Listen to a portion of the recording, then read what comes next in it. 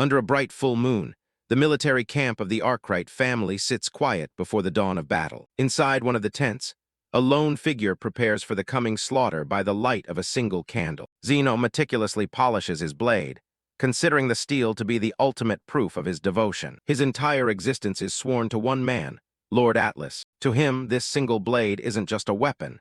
It's the very definition of his life. The young knight stares into the sword, his expression cold and unreadable. A voice from outside breaks his concentration, calling his name. A heavy boot steps into the tent, signaling the arrival of his master. Zeno immediately bows his head in respect. Lord Atlas Arkwright stands before him, his presence as imposing as his silver armor and long white hair. The Lord delivers his orders.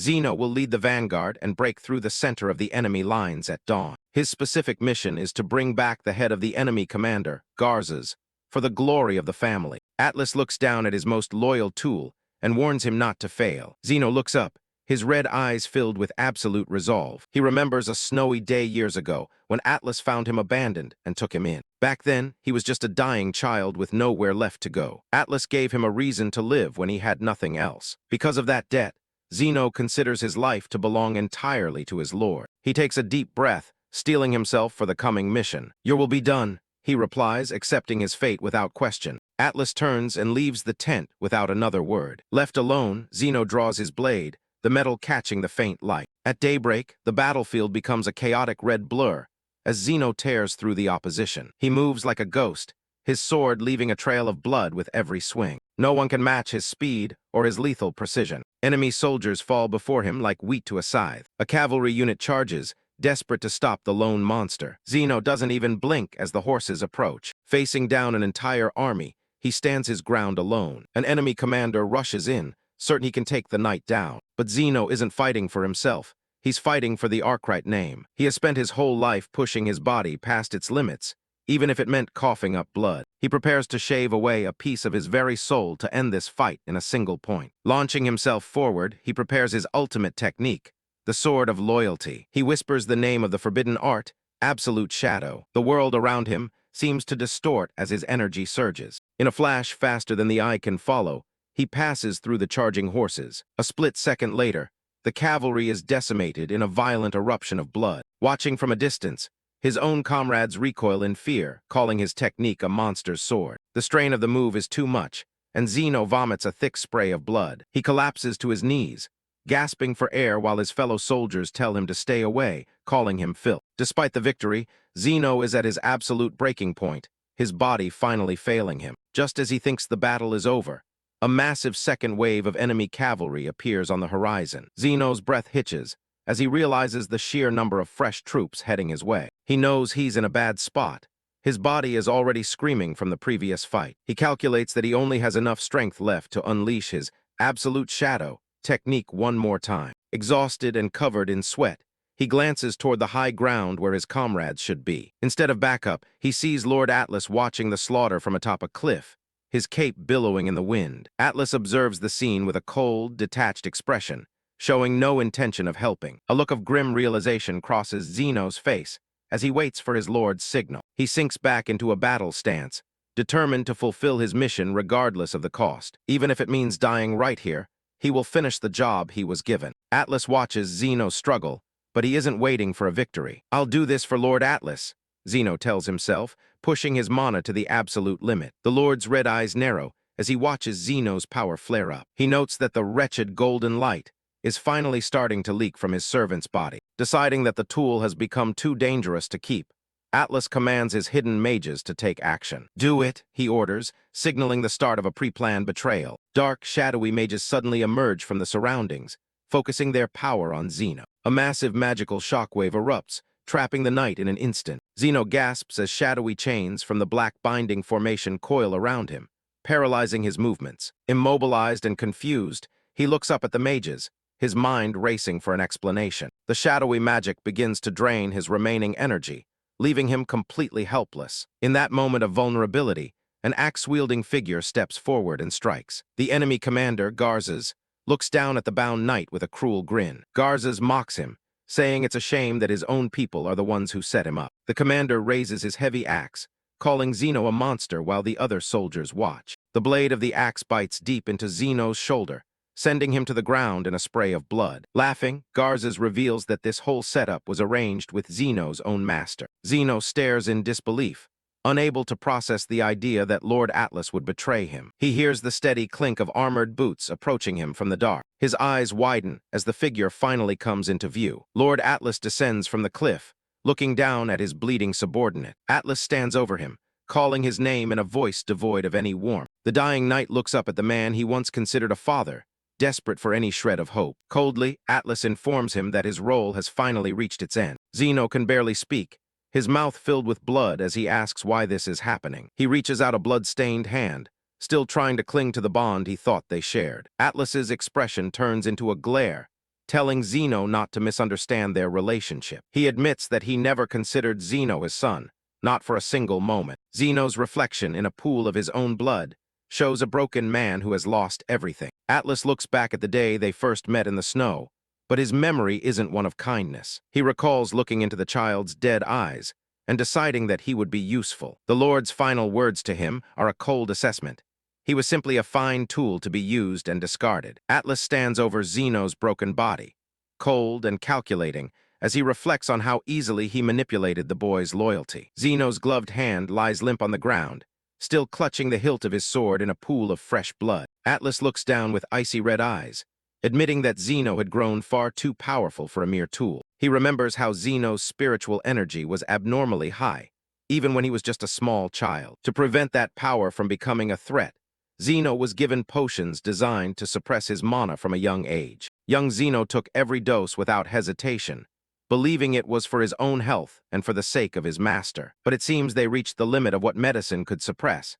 Zeno's true strength was finally overflowing. The brilliant aura he displayed on the battlefield was the ultimate proof that the medicine could no longer hold him back. Atlas explains that he had to strike now before the loyal dog inevitably turned his fangs on his masters. Desperate and dying, Zeno crawls through the blood, pleading that he would never betray the man he served. "I would never," he shouts, his voice cracking with the pain of both his wounds and the betrayal. A sudden, sharp sound of metal hitting flesh echoes as a final blow is struck against the bound knight. Atlas tells him to be silent, deciding to reveal the true meaning of the name Zeno within the Arkwright house. Zeno's head slumps back into the blood-stained earth as his vision begins to dim. With a cruel gaze, Atlas tells him that his name simply means disposable sword. In the background, the soldiers and the enemy commander Garza's erupt into mocking laughter at Zeno's expense. The knight's legs give out as he collapses entirely, the spark of life fading from his eyes. Blood trickles from his mouth as he lies motionless,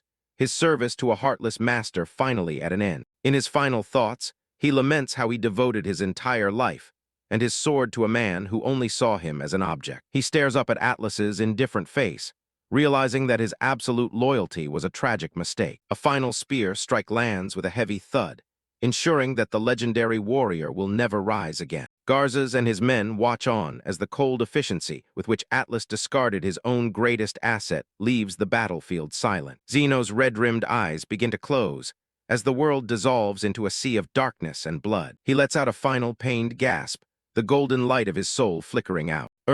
His last breath hitches in his throat before he falls completely silent on the battlefield. The body of the strongest sword saint lies discarded in the dirt, a victim of the very family he fought to protect. Garza lets out a booming laugh, relieved that the monster who nearly killed him is finally dead. The commander raises his massive axe, intending to finish off the corpse and the legacy of the knight. Zeno's spirit cries out in the darkness, asking if his only purpose in life was to be used and thrown away. As the axe falls, he is struck by the cruelty of being treated like a disposable tool despite all his sacrifices. What have I been doing all this time?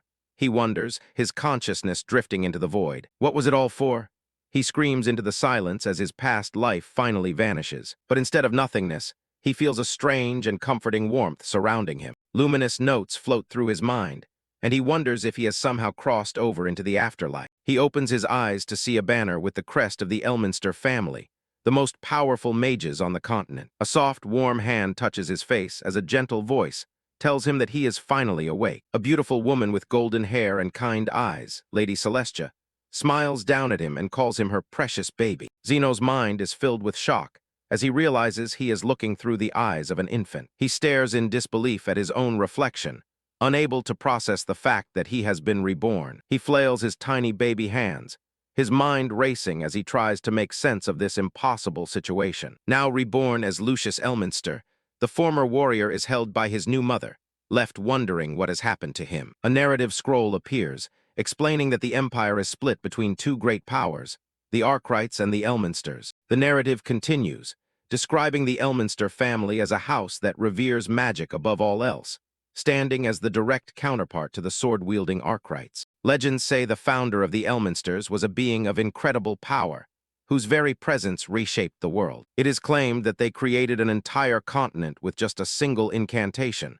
Such was the depth of their arcane knowledge. They were said to possess mana that rivaled the brightness and energy of the sun itself, a legacy that Lucius has now inherited. As Lucius rests in Lady Celestia's arms, he reflects on the irony of his situation. A man who lived and died by the sword has been reborn into a family of supreme mages. He realizes that he has been given a second chance in the very house that represents the polar opposite of everything he once knew. While his infant body appears to sleep peacefully, Lucius's mind is sharp, sensing the incredible dormant power within his new form. Suddenly, his golden eyes snap open, filled with a look of intense determination that is far too mature for a baby. He focuses on the internal sensation of his energy, feeling a familiar yet vastly different core than the one he had in his previous life. He is overwhelmed by the feeling of endlessly overflowing mana, a contrast to the suppressed and limited power he struggled with as Zeno. This time, no one will be able to steal or suppress his true power. It is an immense, unbridled force that belongs to him alone. A dark, knowing smirk touches the infant's face as he concludes that the heavens have not abandoned him after all. Lucius realizes he has been born into the perfect environment with the ultimate bloodline, giving him everything he needs to rise again. With boundless mana and a new identity, he vows to use every resource at his disposal to rewrite his fate. The core of his new purpose is absolute and unwavering.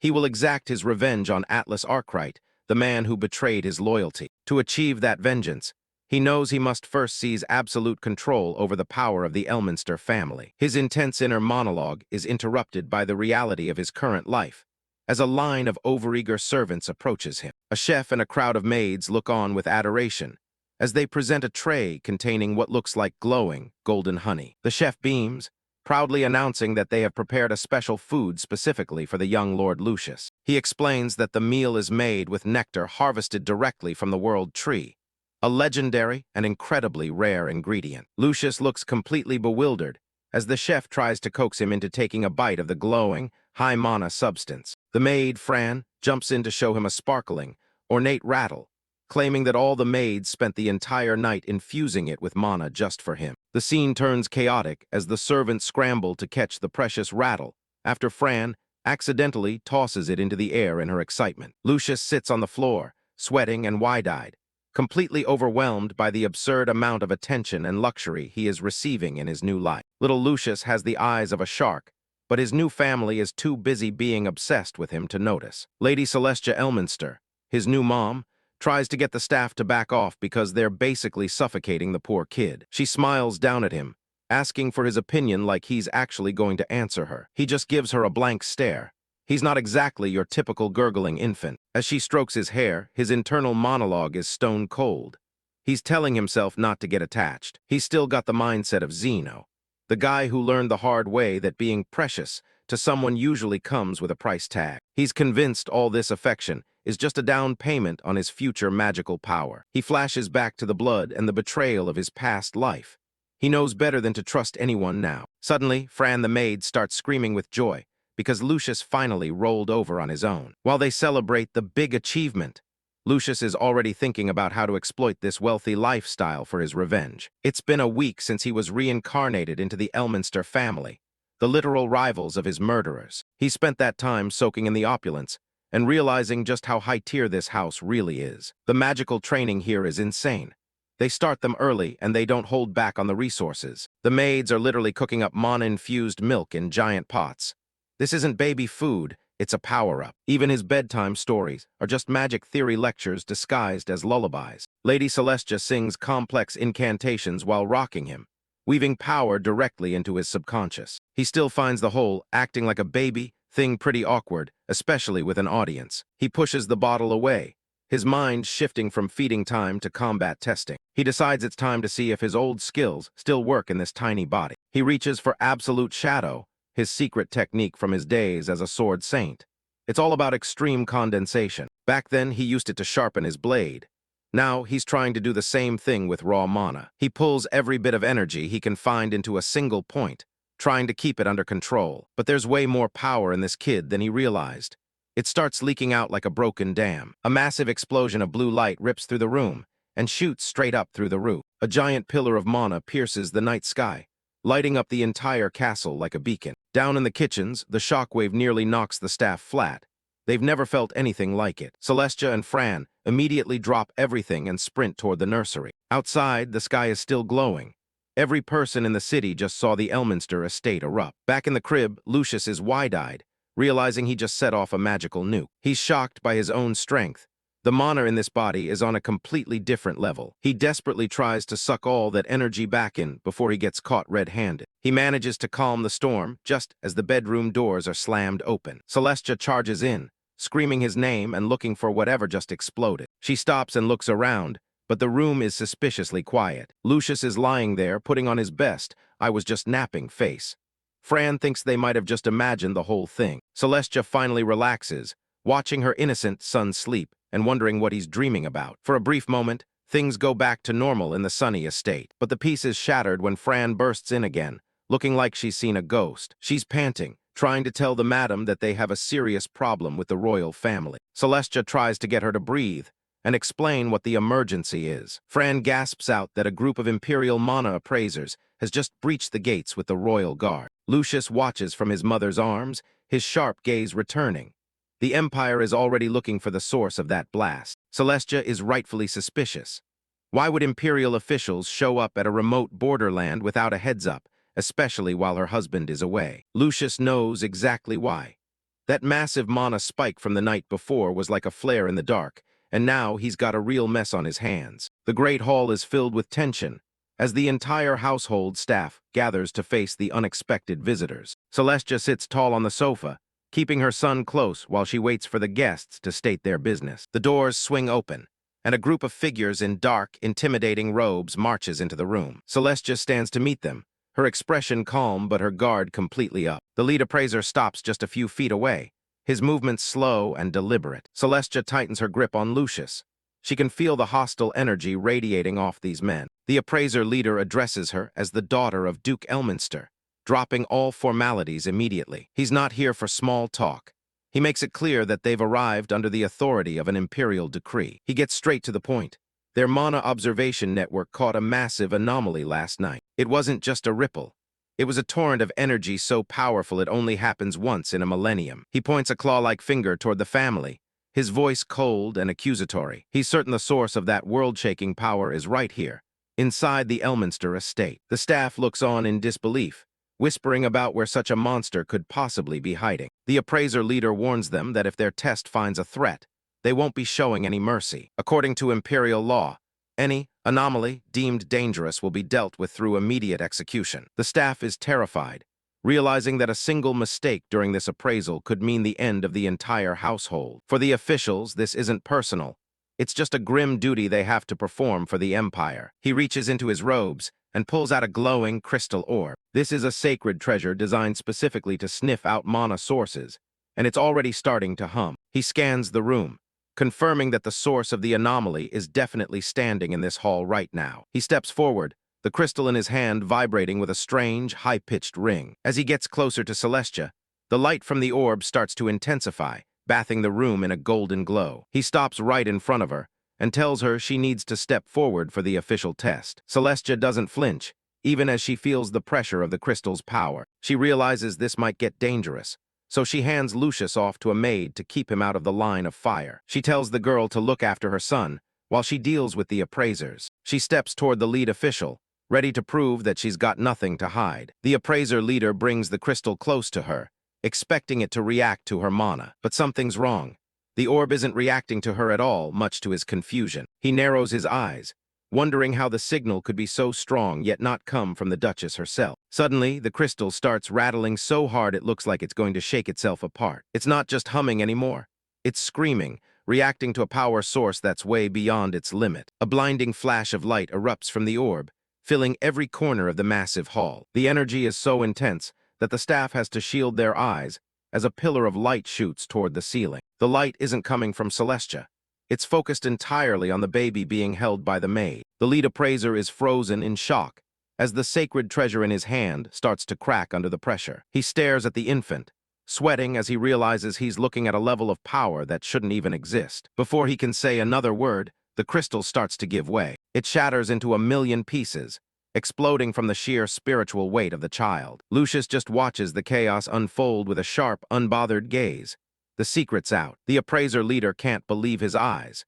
His voice is trembling as a horrifying realization sinks in. He's looking at a newborn baby, but his senses are screaming that he's found the source of the anomaly. This baby, he stammers, unable to reconcile the infant's appearance with the power he just felt. Lucius stares back with a cold, piercing gaze that has no business being in the eyes of a child. Before the officials can make another move, a hand grips the hilt of a sword as tension reaches a boiling point. "Please wait," a voice calls out, cutting through the silence of the great hall. A sudden burst of white feathers and light erupts from Celestia as she manifests her protective mana. She stands her ground, declaring that she won't allow anyone to lay a finger on her child. The appraiser leader is stunned. He asks if she's really prepared to defy the laws of the entire empire. Celestia doesn't blink. To her, a single tear from her son is worth more than all the laws of men. She makes it clear that this is what it truly means to be a mother. Lucius watches her from the maid's arms, his golden eyes fixed on her shimmering, angelic form. The appraiser leader looks at her with a mix of fear and respect, asking if she's truly ready for the consequences. The air in the room swirls with magical energy, as her wings glow with an intense, holy light. Celestia faces him head-on, her expression full of resolve as she protects her family. The official can see that she's not backing down.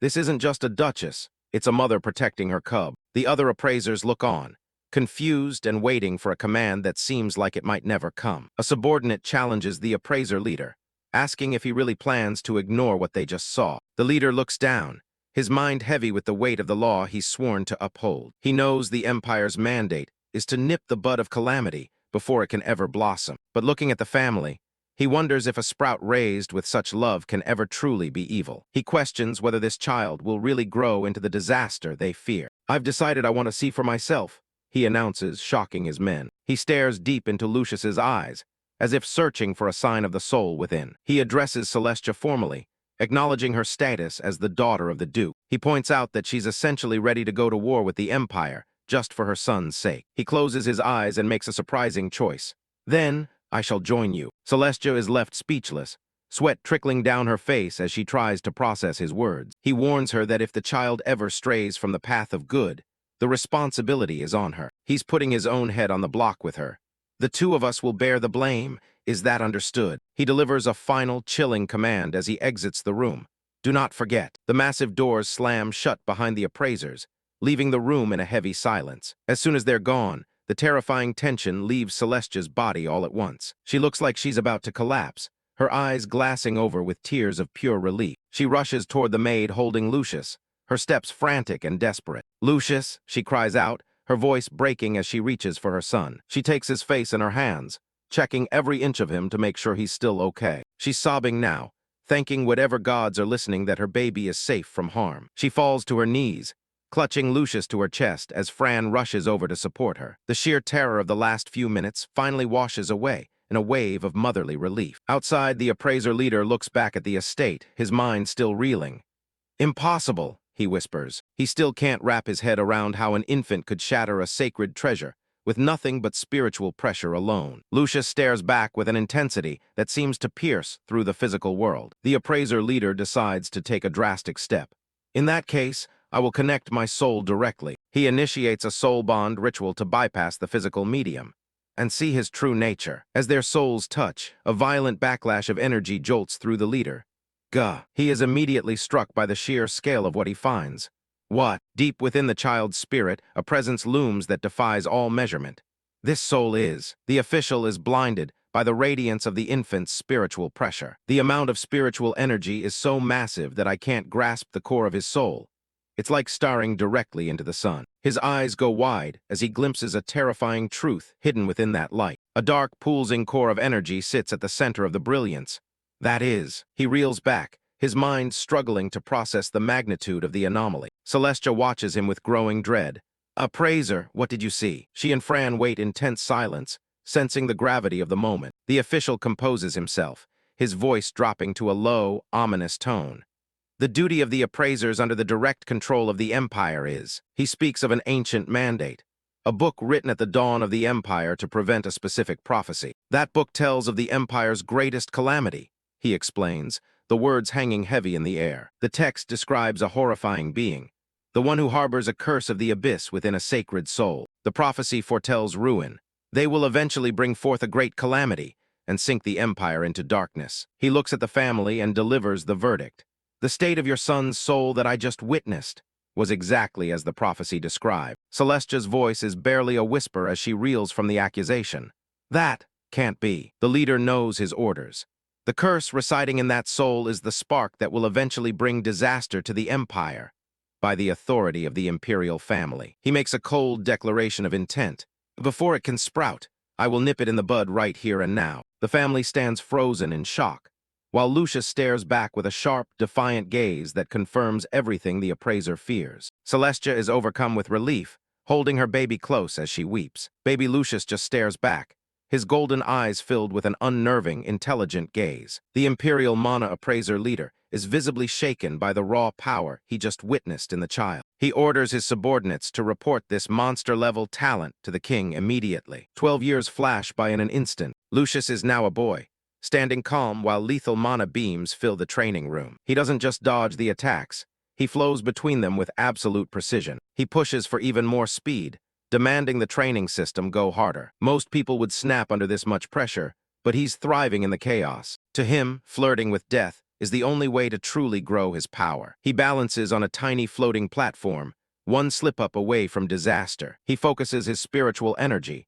refining it into something that transcends human limits. The session finally ends, and the floating platform begins to drift back down. Lucius is completely drenched in sweat, gasping for air after the intense workout. Celestia and the maid, Fran, have been watching the dangerous spectacle from the sidelines. His mother is worried sick, begging him to stop these life-threatening training sessions. Lucius stands up, looking far more composed than any 12-year-old should. He calmly tells her he's perfectly fine, and she shouldn't worry. After doing this every single day for over a decade, it's just business as usual for him. Neither his mom nor Fran can believe how casually he treats his own life. He leaps down from the platform, using a burst of mana to cushion his fall. He lands gracefully right in front of them with barely a sound. He offers them a small, confident smile to ease the tension. Fran isn't having it though, and she starts screaming at him for being a reckless brat. She goes on a rant about how even she almost died 3 times back when she was training. Lucius just lets the lecture wash over him, his mind already on the next step of his plan. Once she's finally done venting, Fran hands him an official-looking letter. This is the moment he's been preparing for since the day he was reborn. He takes the envelope, noticing the heavy imperial wax seal on the back. He tears it open and scans the formal document inside. A cold grin spreads across his face as he realizes the time has come. It's an official invitation to the Royal Academy selection ceremony. The Academy is where the Empire's greatest talents gather to fight for glory. The top graduate is granted a blessing that provides power beyond any human comprehension. That divine strength is exactly how Lord Atlas Arkwright became so untouchable. Atlas used that same blessing to slaughter everyone who stood in his way, including his most loyal soldier. Lucius still remembers the face of the man who betrayed him in his past life. He clenches the invitation so hard, the paper starts to crumple in his grip. To get his revenge, he first has to conquer the school and claim that blessing for himself. He looks toward the massive spires of the Royal Academy towering in the distance. The selection arena is a massive coliseum, already packed with thousands of spectators. Lucius steps onto the field with the other applicants, ready to show them he's on a whole other level. In the stands, the noble families watch with bated breath, eager to see the next generation of talent. Lucius remains stoic, his golden eyes scanning the arena for any hidden traps. A heavy silence falls over the stadium as the official start time approaches. The headmaster rises to his feet, his presence commanding the attention of thousands. With a flash of magical energy, he signals for the selection ceremony to begin. The applicants are led onto the field, where a massive blue crystal lizard awaits its first prey. Lucius blends into the crowd, observing the beast's movements and measuring its power. He knows the next few minutes will determine his entire future in this new world. The announcer's voice booms across the Colosseum, explaining the lethal stakes of the test. Every student must protect the floating sage's eggs while trying to subdue the rampaging beast. Lucius watches the eggs bobbing in the air, calculating the most efficient way to shield them. The crystal lizard lets out a bone-chilling roar, ready to tear through anyone who steps forward. High above, the instructors watch with calculating eyes, looking for any sign of weakness. The legendary judgment scale descends from the clouds, glowing with divine light. One plate of the scale will measure a student's defensive capabilities and how well they guard the eggs. The other side will weigh their raw offensive power and their ability to suppress the monster. Weights will be added based on their performance, deciding who makes the cut. The first group is dismissed to the waiting area, while the arena is prepared for individual trials. Lucius walks through the halls, his calm demeanor drawing unwanted attention from the other applicants. Whispers of the cursed child of Elminster follow him, with some even wishing he had died years ago. Hector Gilbert lounges in a nearby chair, his crimson eyes filled with arrogance as he waits for his turn. Lucius ignores the venomous looks, his mind solely focused on taking the top spot. The first challenger is called to the stage, the fire-wielding prodigy, Lilia Magnaro. She doesn't hold back for a second,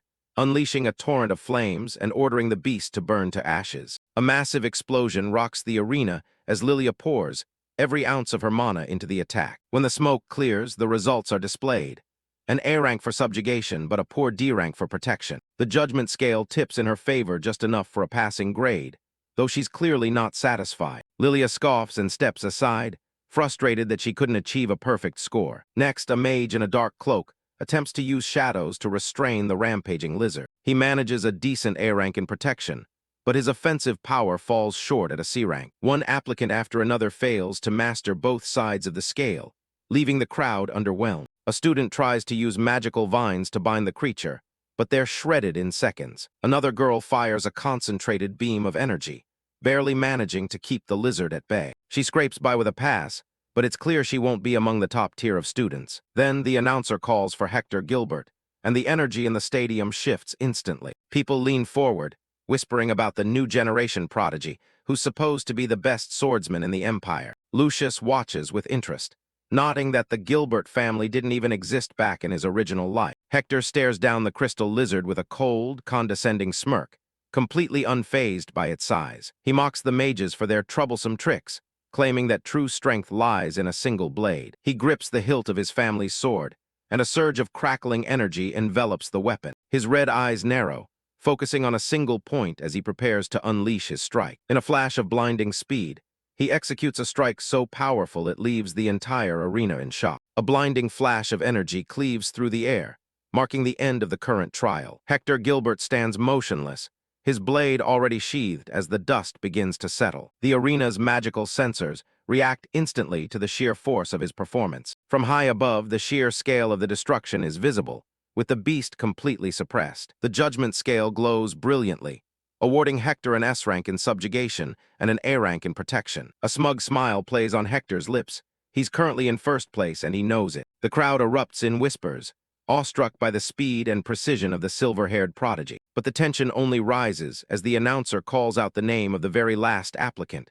Lucius Elminster. The atmosphere shifts from admiration to mockery as the cursed child steps onto the field. High in the VIP box, the examiners discuss the upcoming performance with low expectations, convinced the show is already over. Hector Gilbert watches from the sidelines, his cold gaze fixed on the boy he considers his only potential rival. As Lucius takes his position, the crystal lizard lets out a guttural roar, sensing a new opponent. Celestia and Fran lean forward in the stands, their hearts racing with a mixture of fear and hope for the young boy. Lilia Magnaro watches with crossed arms, her eyes narrow as she waits to see if the rumors about the Elminster family are true. Without warning, the lizard unleashes a devastating wide-range energy blast that engulfs the entire arena floor. The headmaster looks on in concern, questioning how any student could possibly survive such an overwhelming area of effect attack. The appraiser leader explains that normally, a student would need to deploy a massive defensive barrier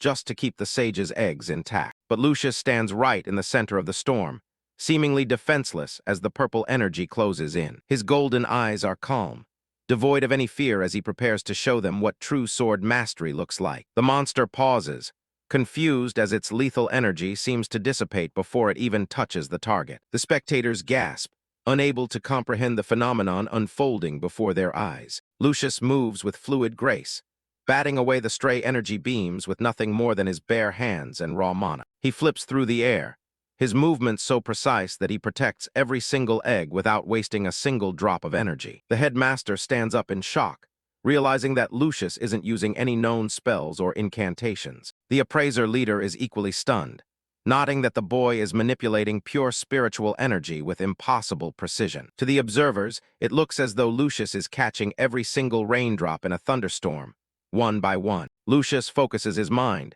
his senses expanding to encompass the entire battlefield. With a gentle touch, he redirects a bolt of energy, turning the monster's own power against it. Frustrated, the crystal lizard prepares to fire another blast, but Lucius is already closing the distance. He drops from the sky like a falling star, a concentrated orb of light forming at the tip of his finger. With a single word, he commands the beast to stop, the sheer weight of his presence pinning it to the floor. A small, controlled burst of energy ripples out from his hand, silencing the arena in an instant. The massive beast is completely neutralized, and Lucius begins to walk away before the dust even clears. A profound silence hangs over the stadium as everyone struggles to process what they just witnessed. Suddenly, the judgment scale begins to move, dropping a massive weight that shakes the foundations of the arena. The noble families in the stands are left speechless, their previous mockery replaced by pure, unadulterated shock. More weights begin to pile up on the scale, one after another, as the censors struggle to calculate the score. The magical device begins to crack under the strain of Lucius's overwhelming performance. "No way!" someone shouts from the crowd, voicing the disbelief shared by every single spectator. Lilia's face contorts in a mixture of rage and confusion, unable to accept that a cursed child could possess such power. Lucius stands with his back to the crowd, his posture perfect as he waits for the final verdict. The scale shatters the established ranking system entirely, flashing a triple S rank that has never been seen before. The magical scale solidifies its judgment, displaying a staggering S+ grade for both defense and suppression. The announcer's voice rings out across the stadium, officially nomming Lucius Elminster as this year's top entrant. The crowd of young nobles erupts into a mixture of cheers and stunned conversation, having witnessed a miracle. Fran breaks into tears of pure joy, while Lady Celestia hides her face in her hands, her heart overflowing with relief and pride. Not everyone is celebrating. Hector Gilbert's gloved hand trembles as he grips the balcony railing in a fit of silent fury. His face contorts with a primal rage, his red eyes burning with hatred as he struggles to accept his defeat at the hands of a cursed child. Meanwhile, Lucius remains remarkably composed, his expression cold and focused as he absorbs the reality of his new position. The Academy's head official stands before the assembled applicants, ready to present the formal awards for their performance. Lucius takes his place among the elite group of students, standing out despite his small stature. The old official's gaze is stern, but filled with newfound curiosity as he looks down at the boy who shattered every record. He presents a shimmering green crest, a symbol of honor and achievement within the prestigious institution. Lucius stares at the badge for a moment, the golden light reflecting in his intelligent eyes. With the crest pinned firmly to his chest, he officially accepts his place at the Academy. He takes a deep breath, closing his eyes as he prepares for the challenges that he knows are yet to come. The official concludes the ceremony, wishing the new students luck in their upcoming academic journey. The sun shines brightly over the majestic towers of the Academy, marking the beginning of a new chapter in Lucius's life. An announcer directs the incoming students toward their respective dormitories and orientation hall. As the students ascend the grand staircase, the shadows of future rivals and allies begin to cross paths. Back at the entrance, Fran finds herself unable to stop weeping as the reality of Lucius's departure sets in. She emotionally tells him how the entire staff back home is rooting for him, her voice cracking with every word. Lady Celestia stands beside her, watching her son with a gentle, bittersweet smile as he prepares to leave her side. She reaches out, cradling his face in her hands as if to memorize every detail before he steps into this new world. She rests her forehead against his, sharing a quiet, intimate moment of motherly love and protection. "Please never forget that there are so many people praying for your safety," she whispers, her final blessing following him into the Academy. Lucius smiles at his mother, Celestia,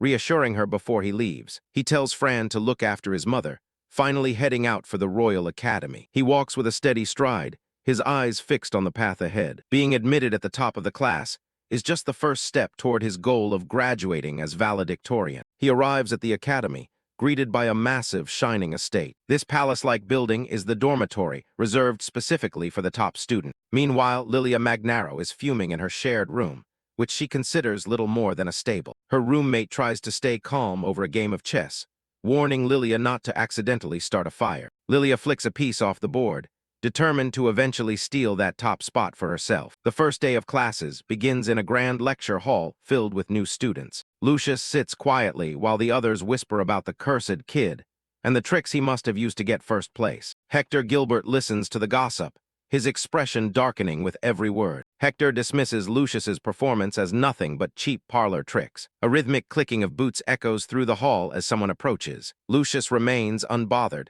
though he can feel the heavy atmosphere building behind him. A hooded figure watches from the high windows, silhouetted against the bright light. The man stands perched on the very edge of the roof, looking down at the class. He drops down, vanishing into a blur of motion. He appears in the center of the hall, catching Lilia and the others off guard. Hector is already tensing up, his hand hovering near his blade. The instructor, Valerius, tells Hector to drop that useless fighting spirit. Hector looks up, his gaze sharp and defiant. He declares that he doesn't take orders from anyone, regardless of who they are. Hector laughs off the dramatic entrance, unimpressed by what he thinks is a bluff. The other students joined in, mocking Hector for showing a lack of dignity toward a certified official. Valerius remains silent, his face hidden deep within his hood. He lets out a soft breath, his patience clearly reaching its limit. He gives Hector one final warning, as a cold energy begins to swirl around his hand. With a single sharp command, he tells them to drop it. An immense weight of mana slams into the floor, catching the entire room in its grip. Hector is crushed under the pressure, his face contorted in a mix of shock and pain. Lilia gasps, her body trembling from the overwhelming aura of a true monster. Lucius is the only one who stays perfectly still, noting how easily the instructor handles this level of power. Hector can barely keep his eyes open, his pride shattering along with his composure. Valerius towers over him, letting the pressure sink in. He steps forward, the sound of his heels clicking against the stone floor like a death knell. He starts his lecture, making it clear that their lives at this academy have officially begun. He walks through the aisle, stating that their lineage and noble status are irrelevant here. Lilia can only stare down at the desk, paralyzed by fear. Valerius slams his hand down, declaring that their family names mean absolutely nothing. He reveals a glimpse of his face, his eyes sharp and unforgiving. He tells the class the only rule that matters: ability is everything. Valerius stares down at the class with a cold, piercing gaze. Lucius remains calm,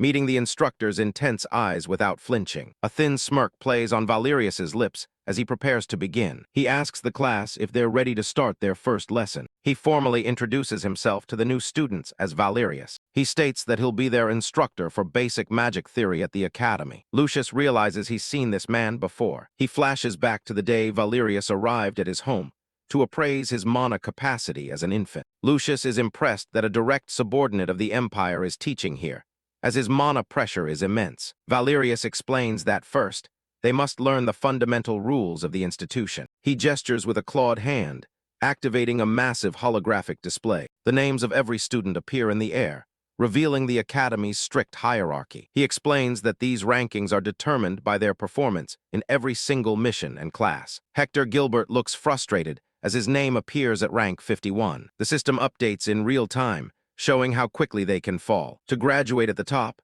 they must maintain a spot in the top 16. The winner of the tournament becomes the valedictorian and receives a prestigious blessing. Lucius clenches his fist, his focus entirely on that top prize. One student complains about the 4-year grind, and his rank immediately starts to slip. The boy watches in horror as his number drops toward the bottom of the list. He panics as he hits rank 421 in a matter of seconds. Valerius warns them that whining is also factored into their ability scores. He reveals the lethal catch: the bottom 25 students are expelled once a year. The system displays the ranks of those who are currently set to be removed from the academy. Hector realizes that the school uses this method to balance the number of enrollments every year. Valerius asks if the severity of their situation has finally sunk in. Without another word, he prepares to start the first practical lesson. A massive swirl of dark energy erupts from his hand, swirling around the class. The students are shocked as they realize he's using advanced teleportation magic. Suddenly, the entire group is standing on the edge of a massive, foggy canyon. Lucius takes in the sight of a long, stone bridge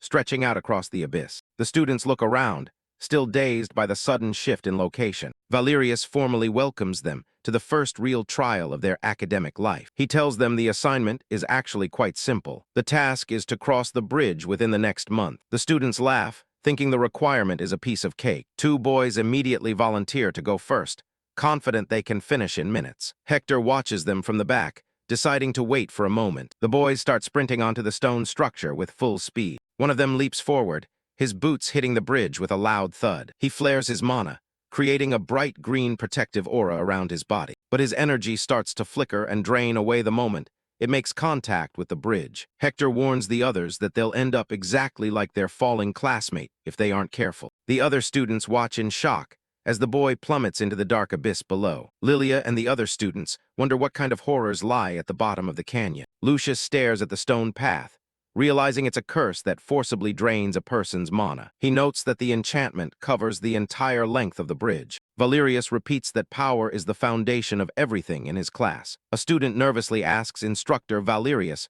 for a bit more information. The boy wonders what the historical success rate for this specific class usually is. Valerius casually replies that in a typical year, the success rate is roughly 20%. The students start whispering among themselves, terrified by the low odds. Valerius suddenly stops and admits that he actually misspoke. He corrects himself with a chilling smile as the wind howls around them. A dark shadow falls over the group as his next words hang in the air. He clarifies that the survival rate is only 20%, leaving everyone frozen in fear. Panicked voices erupt as the students realize the true danger of the trial. Some wonder if it's even possible to increase their mana capacity enough in just 1 month. Lucius narrows his eyes, sensing that there's more to this test than meets the eye. He watches as the green mana of another student is instantly absorbed by the ground. Lucius concludes that even with a massive mana pool, crossing the entire bridge this way is impossible. He realizes that the focus on building mana capacity is actually nothing but a clever distraction. With a confident smirk, Lucius declares to himself that he's already figured out how to clear the class. The instructor drops the bombshell, an 80% failure rate.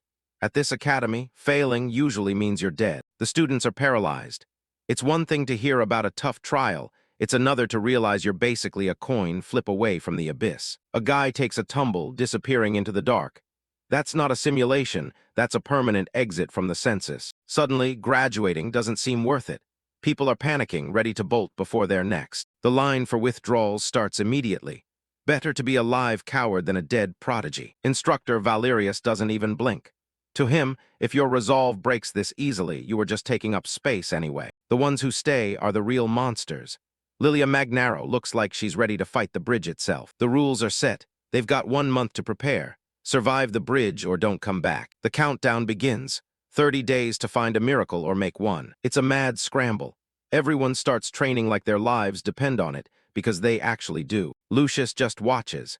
While everyone else is running in circles, he's busy reading the fine print of the trial. 20 days to go. The initial adrenaline is gone, replaced by pure, grinding exhaustion. The students are looking like ghosts. They're pushing their bodies to the breaking point, but the bridge is still waiting. Lilia is on a warpath. She's screaming through the pain, trying to force her mana to grow through sheer spite. Frayed nerves and short tempers.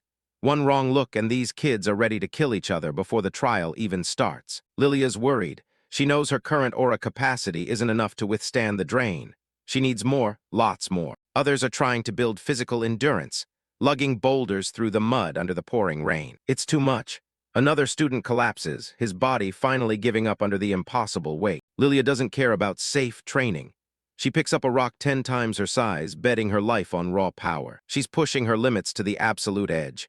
In her mind, there's no middle ground, only victory or death. Hector Gilbert is playing a different game. He's not here to lift rocks, he's here to solve the puzzle. He heads out to a quiet spot, away from the screaming and the sweat, to test his own methods. He's cold, calculating, and looking for the most efficient way to cross without breaking a sweat. He tosses a rock onto the bridge stones to see how the curse reacts. The moment it touches the ground, the magic activates. It doesn't just sit there, it hunts. Purple miasma boils up instantly, draining the aura from the rock in seconds. It's a literal mana vampire. Hector's eyes narrow. He's seen enough to know that a slow walk is a death sentence. He ignites his own aura. If the bridge drains you over time, he'll just have to make sure he's not on it for long. He takes off like a shot, a silver streak against the landscape, moving faster than most mages can even think. The air cracks as he moves. Pure speed is his answer to the bridge's hunger. He looks satisfied. If he can outpace the curse, the drain won't have enough time to actually kill him. 3 days left. While the others are at their limit, Lucius is still just sitting on a hill, meditating. He finally has the answer. Passing this isn't about how much aura you can carry, it's about how you use it. He doesn't need a massive pool of energy. He just needs absolute surgical control over the tiny bit he has. It takes him back to his previous life. As the Sword Saint, he wasn't known for his mana, he was known for his mastery. He was a shadow on the battlefield, ending fights before the enemy even realized they'd been cut. He spent decades refining his aura control down to the cellular level. It was like trying to thread a needle during a hurricane. His training was a nightmare. He had to be perfect because any mistake meant a quick death. He created the Absolute Shadow, a style that could shatter high-level spells with just a flick of energy. But pushing his human body that far came with a price. He spent his final years coughing up blood from the strain. He literally lived on the edge of death, sacrificing his health to reach a realm of control no one else could touch. Now he's going to take those legendary techniques and adapt them to magic. The Academy thinks they've set a trap, but Lucius is about to break the whole game. The local gossip mill is already running. The other students are convinced Lucius has just been slacking off for the entire month. They're labeling him a spoiled brat who bought his way into the Academy. Meanwhile, the mysterious Noah Raven is just taking it all in. Noah keeps a close eye on Lucius, who hasn't moved from that rock. To anyone else, it looks like he's just given up. The clock is ticking, only 2 days left. Lilia Magnaro is spending every second pulverizing trees to build up her raw power. With 1 day to go, Hector Gilbert is refining his speed, cutting through the air until he's nothing but a silver blur. He's got that look of someone who's already decided he's the main character of this exam. The month is up. The remaining students gather at the bridge, and of course, Lucius is already there, just sitting on the dirt. Lilia is fuming. She can't wrap her head around why the top-ranked student would just sit on his hands for 30 days straight. Lucius remains unfazed as the crowd gathers. He's the calmest person there, while everyone else is vibrating with nerves. 3 seconds on the clock. Lucius finally opens his eyes, perfectly timed with the deadline. 1 second. He cracks a smirk like he's about to reveal a winning hand nobody saw coming. Time's up. The instructor makes a grand entrance, descending from the sky draped in a massive wave of purple mana. He hits the ground with a thud. The preparation phase is officially over, and now it's time for the body count. The Bridge of Trials looks even more ominous in the gray light. It's a long way down if you mess up. The instructor stares them down with a terrifying grin. He's clearly looking forward to seeing who survives the next 10 minutes. The question hangs in the air. Who's got enough guts to step onto that bridge first? Lucius keeps his head down, staying silent while the pressure in the air reaches its peak. The other students are already losing their nerve, trying to push each other forward so they don't have to be the first guinea pig. Someone finally makes a move. A red boot hits the gravel with enough force to shut everyone up. Lilia steps up, ready to take the lead. She's had enough of the waiting game, but Hector isn't about to let her take the spotlight. He claims he was the one who volunteered first. The two of them start bickering right at the edge of the abyss. It's like they've forgotten there's a lethal curse waiting for them. Lilia actually suggests settling their life-or-death priority with a game of rock, paper, scissors. Because why not? Lucius just watches the circus. He's probably wondering how these two made it this far with that level of maturity. Lilia wins the game and rubs it in Hector's face. He looks like he'd rather jump off the bridge than lose a children's game. In the background, the other students are trying to psych themselves up, claiming they've worked just as hard for this moment. Lilia gets into position, but the tension is still thick enough to cut with a knife. She realizes the game was a waste of time. Whether she goes first or second, that bridge is still going to try and kill her. As soon as someone steps onto the stone, the bridge reacts. The purple miasma starts rising like a hungry beast. The screaming starts almost immediately. The drain is way more violent than any of them expected. Hector watches from the sidelines, calling the failures idiots. He's not impressed by people who didn't plan ahead. Bodies are already dropping. It turns out that survival rate wasn't an exaggeration. One student is desperately trying to push through, but his mana is being sucked out faster than he can replenish it. The instructor watches the carnage with total indifference. To him, these kids are already dead. He knows the secret. This isn't a test of how much energy you have. It's a test of how well you can keep it. Most mages just let their mana sit there, making it an easy target for the bridge's drain. The only way across is to refine your spiritual energy so fast that the bridge can't get a grip on it. It's about mastering the absolute basics of refinement, not just having a big tank. And most of these kids failed that day one. The fear is contagious now. Nobody has actually made it across yet, and the pile of withdrawals is growing. Panic is setting in. If you slip up on this bridge, there's no safety net. It's just a long drop into the void. Lilia has seen enough. She shoves her way through the panicked crowd, done with the hesitation. She stands at the entrance of the bridge, fire in her eyes. It's time to see if all that tree-punching actually paid off. Lilia takes a deep breath, mentally preparing for the hell she's about to walk into. She doesn't just step forward. She ignites, her mana erupting into a column of fire that pushes back the gray mist. Her eyes glow with a fierce, golden light. She's not here to play, she's here to survive by sheer force of will. The instructor watches with a clinical eye, nodding the massive reservoir of spiritual energy she's burning through. As her boots touch the bridge, the curse reacts instantly, lashing out with tendrils of purple miasma. The drain is immediate and violent. Lilia's posture breaks as the bridge starts to feed on her life force. The instructor knows the math. The bridge is designed to empty a mage in seconds. Most people would have collapsed already, but Lilia is built differently. She slams her foot down, her flames roaring even brighter as she fights for every inch. Even the instructor looks slightly taken aback. This isn't just talent, it's raw, unadulterated stubbornness. She's panting, sweat soaking her clothes, but her gaze remains locked on the other side.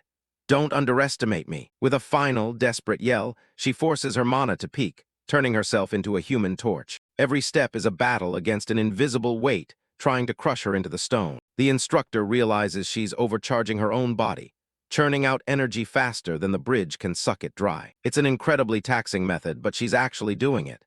She's crossing the bridge through pure, burning spite. The moment her feet hit the grass on the other side, the fire dies out and she hits the ground hard. She's completely spent, her chest heaving as she tries to remember how to breathe. Even while lying in the dirt, she manages a defiant smirk at the instructor. How do you like that? The instructor's expression doesn't change. Passed, he says simply, as if he hadn't just watched a miracle of willpower. Back at the start, Hector Gilbert isn't impressed. He's been watching her struggle with a look of pure boredom. To him, Lilia's approach was clumsy and inefficient, the kind of brute force that leaves you vulnerable in a real fight. Hector has been doing the math while she was screaming.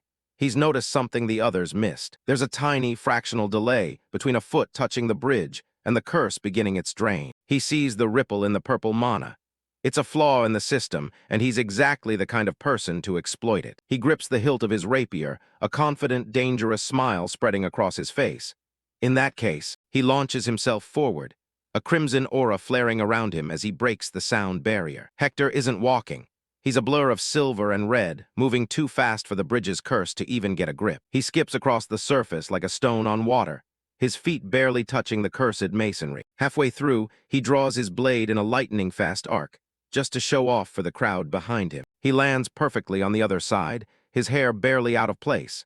It was a flawless demonstration of speed and precision. The instructor admits it's clever. Crossing before the bridge can react is thinking outside the box, even if it's risky. Hector stands next to him, oozing arrogance. The instructor notes that aiming a slash at him during the dash was a bit much. Hector just shrugs it off, telling the instructor to stop making false accusations with a smug grin. You passed, the instructor confirms. Hector's reply is short and expected. Of course, the students still waiting at the start are speechless. They couldn't even track his movement with their eyes. With the two frontrunners across, the pressure shifts to the rest of the group. Lilia and Hector stand as the gatekeepers of success on the far side, while the rest look on in terror. All eyes suddenly turn to the small blonde boy who hasn't made a move yet. It's the top student. Lucius looks like he's waiting for a bus rather than facing a life-or-death trial. His calm is unsettling. The whispers start immediately. The other kids can't sense any massive mana pool coming from him. They don't see any of Hector's high-speed aura or Lilia's raging fire. He just looks like a kid. The instructor leans in, his interest finally peaked. Well, what are you going to show us, Lucius Elminster? Lucius takes his first step, and the air around his feet crackles with blue electricity. The real show is about to begin. Lucius doesn't scream or sprint. He simply walks, his expression as calm as if he were taking a stroll through a park. The students watching are floored. Noah Raven, observing from the crowd, begins to realize that the rumors about Lucius's top-tier ranking weren't just based on luck or family name. Each step Lucius takes is precise. He isn't fighting the bridge. He's moving in perfect rhythm with something invisible to the others. Lilia watches from the far side, her brow furrowed. From a distance, Lucius looks entirely unremarkable, a small boy against a massive trial. The instructor watches with a skeptical hum. He initially thinks Lucius has just found a standard, efficient way to manage his mana drain. But as Lucius's boots strike the stone, there isn't the usual hiss of the curse reacting. The air remains still. It seems I expected too much, the instructor muses, thinking Lucius has taken a safe, boring route across the bridge. Encouraged by Lucius's easy progress, the student behind him gains a surge of misplaced confidence. Why, yeah, it's all thanks to my training. The instructor's eyes snapped open as he noticed a fundamental shift in the environment. Hey, you can cross normally, the students began shouting in joy. Suddenly, the bridge's terrifying aura vanishes. Other students begin to pour across the stone, laughing and cheering as the trial becomes a cakewalk. Lilia is stunned. She had to burn herself out to get across, and now these average students are practically skipping. They are all surprisingly capable, aren't they? Hector Gilbert sneers at the display. He credits the sudden success to a surge of group psychology, dismissing the others as simple-minded fools. But the instructor knows better. He feels the mana in the air changing, turning from a heavy drain into something sharp and volatile. No. This is. Far from the celebrating crowd, Lucius stands in the shadows, a tiny spark of blue lightning dancing across his fingertips. The instructor's face pales as the horrifying truth dawns on him. At the moment of the transmutation, he whispers, his mind racing. A violent pulse of energy erupts from the center of the bridge. Lucius hadn't just protected himself, he had jammed the entire mechanism. By injecting a perfectly timed pulse of energy into the bridge's foundation, he had short-circuited the ancient spell formula. Blue lightning veins crawl across the stone pillars. Lucius has done the impossible.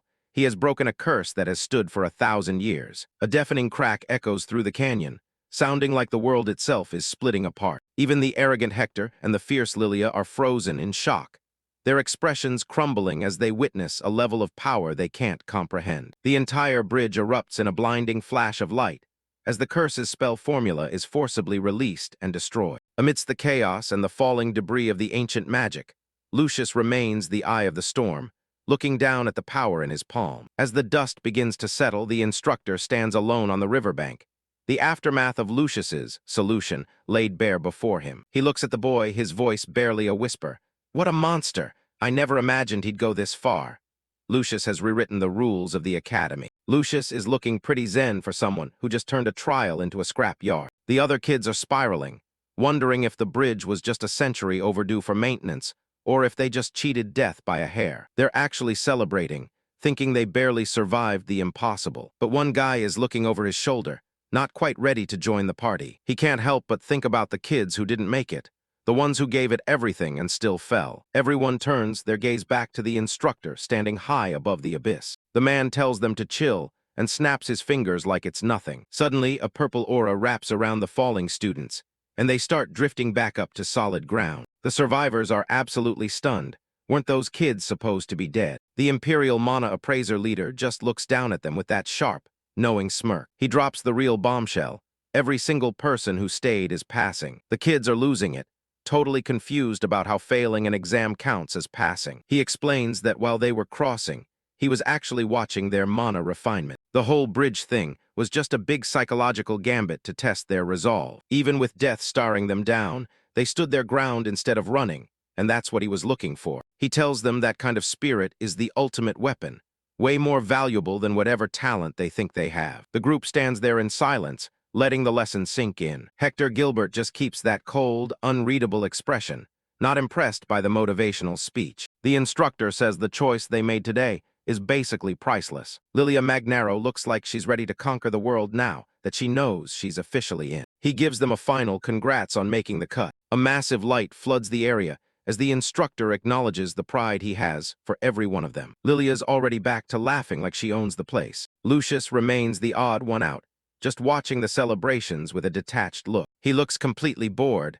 like he's already moved on to the next problem. But then the instructor drops a backslash, that kills the mood instantly. He tells them that just because they passed doesn't mean they're all equal, and it's time for the actual evaluations. He starts announcing the ranks from the top, and Lucius Elminster takes rank 45. Lucius doesn't even flinch, just staring back with those golden eyes. The rest of the class is in shock.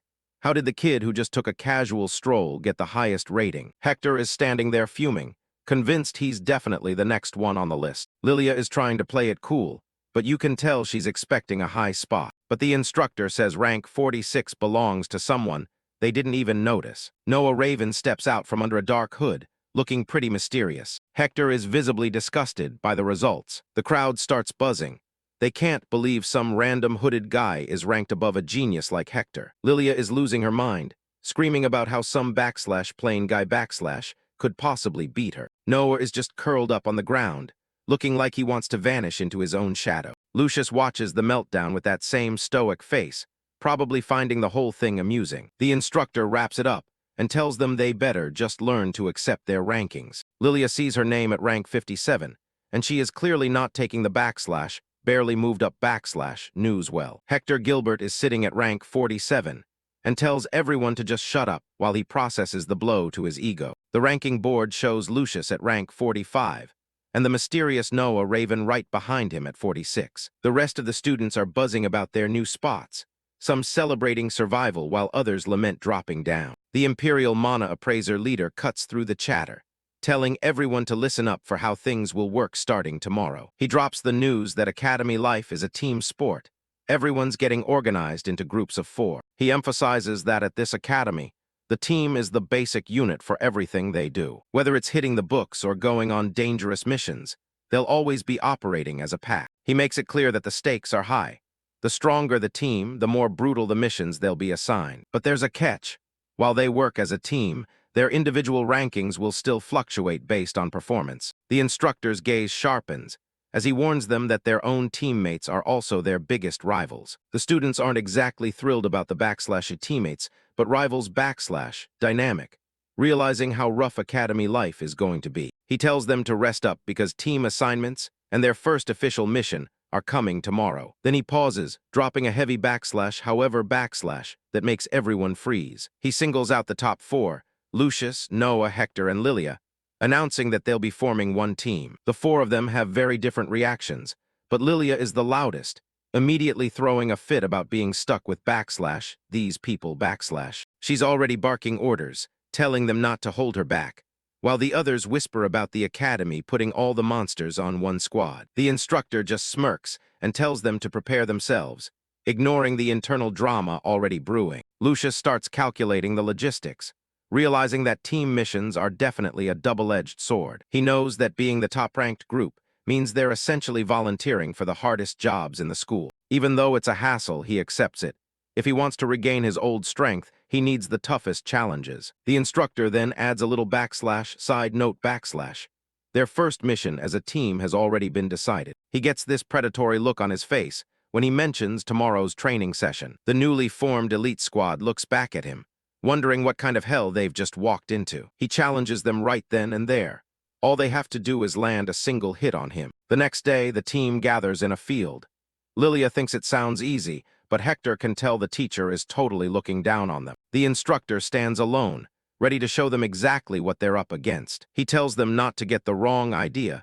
This isn't going to be a fair fight. He unleashes a massive explosion of blue mana flames that practically rocks the entire area. As the fire rages, he tells them straight up that no matter their rank, none of them can face him alone. He dares all 4 of them to come at him together, showing no concern for their collective power. Lilia is fuming, Hector is laser-focused, and Noah is just trying to stay out of the blast zone. But Lucius stands his ground, unfazed by the overwhelming aura as the real trial finally begins. Swirling blue energy fills the training field as the trial begins. Lilia Magnaro isn't a fan of the 4-man team idea, especially with this group. Lucius Elminster stands back, his golden eyes locked on their opponent. The target is an appraiser directly affiliated with the Empire, standing calmly in the center. Lucius realizes this guy is at the absolute peak of the Empire's military power. He's the kind of guy who could take down almost anyone in the academy one-on-one. The instructor invites them all to come at him together. Hector Gilbert and the others don't need to be told twice.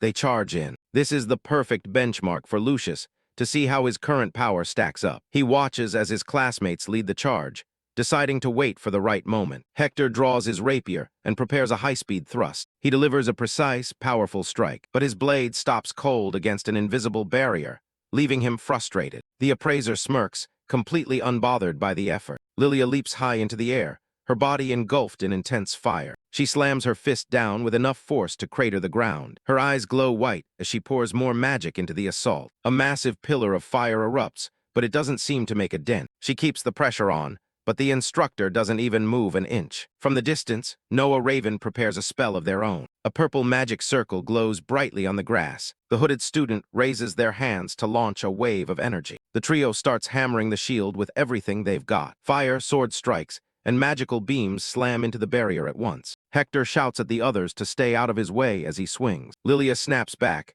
telling him not to suddenly jump in front of her. They're starting to trip over each other as the coordination falls apart. The two of them begin bickering right in the middle of the fight. It's quickly turning into a shouting match rather than a coordinated attack. Noah Raven just watches them fail to work together. The appraiser looks on, clearly bored by the messy display. He hasn't had to exert any real effort to hold them off. That's when Lucius decides to step up and end this. He gathers a dense concentration of energy into his palm. The others look back in surprise as they feel the massive surge of power. He fires a concentrated golden beam that cuts straight through the barrier. The explosion is massive, catching the instructor dead on. A pillar of light consumes the center of the training grounds. As the dust settles, Hector and the others are left gasping for air. Lucius lands softly, looking as composed as when he started. But a voice rang out from the dust as the instructor casually reminded the kids not to destroy the academy's facilities next time. The instructor walks away, sighing about the mess they've made. The instructor stands in the center of the crater he just created,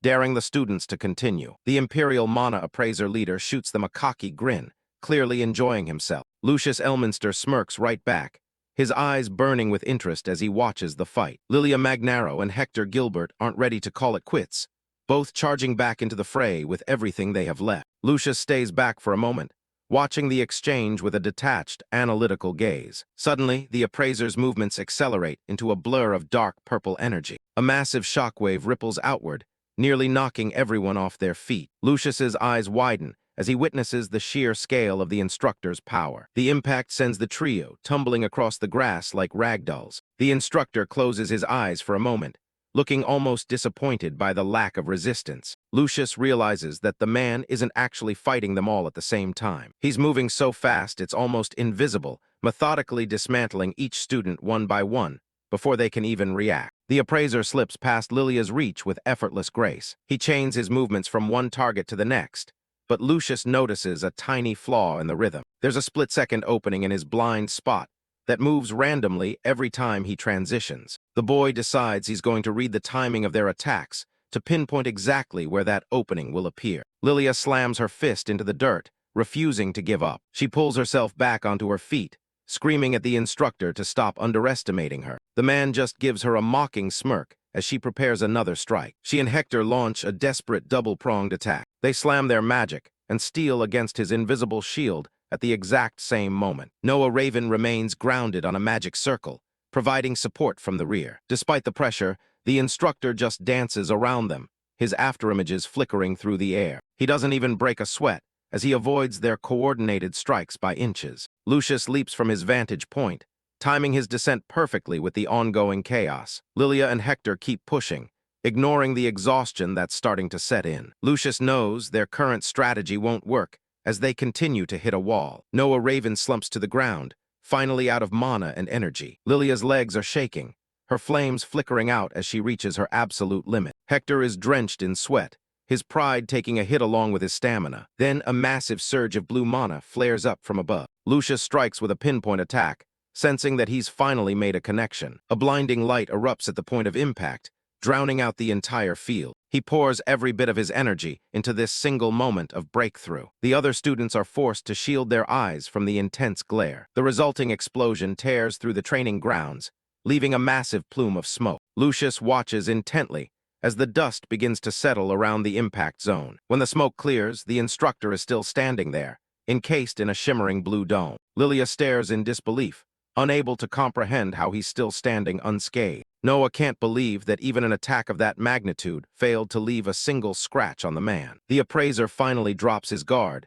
praising them for forcing him to actually use his magic. He turns and walks away without another word, leaving the students to reflect on the massive gap between them. The instructor pauses, his back still turned as he delivers a cold assessment of the students' performance. He declares that they have exactly 1 hour left to clear the exercise, or they will face the consequences. If they fail to clearance the trial in time, their 4-person team will be immediately disbanded. Furthermore, they will be demoted to start in the lower-class teams, a devastating blow to their future careers. The appraiser tells them to reflect on the meaning of being a team as he prepares to ramp up the pressure. He makes it clear that he won't be holding back any longer, challenging them to step up or quit. He advises them to come up with a real strategy, instead of just waiting for an opening that may never come. Lucius Elminster stares at the man's retreating back, his mind already racing through every available variable. Lilia Magnaro erupts in a fit of rage, stomping her feet and cursing the instructor's insufferable arrogance. She is absolutely fuming,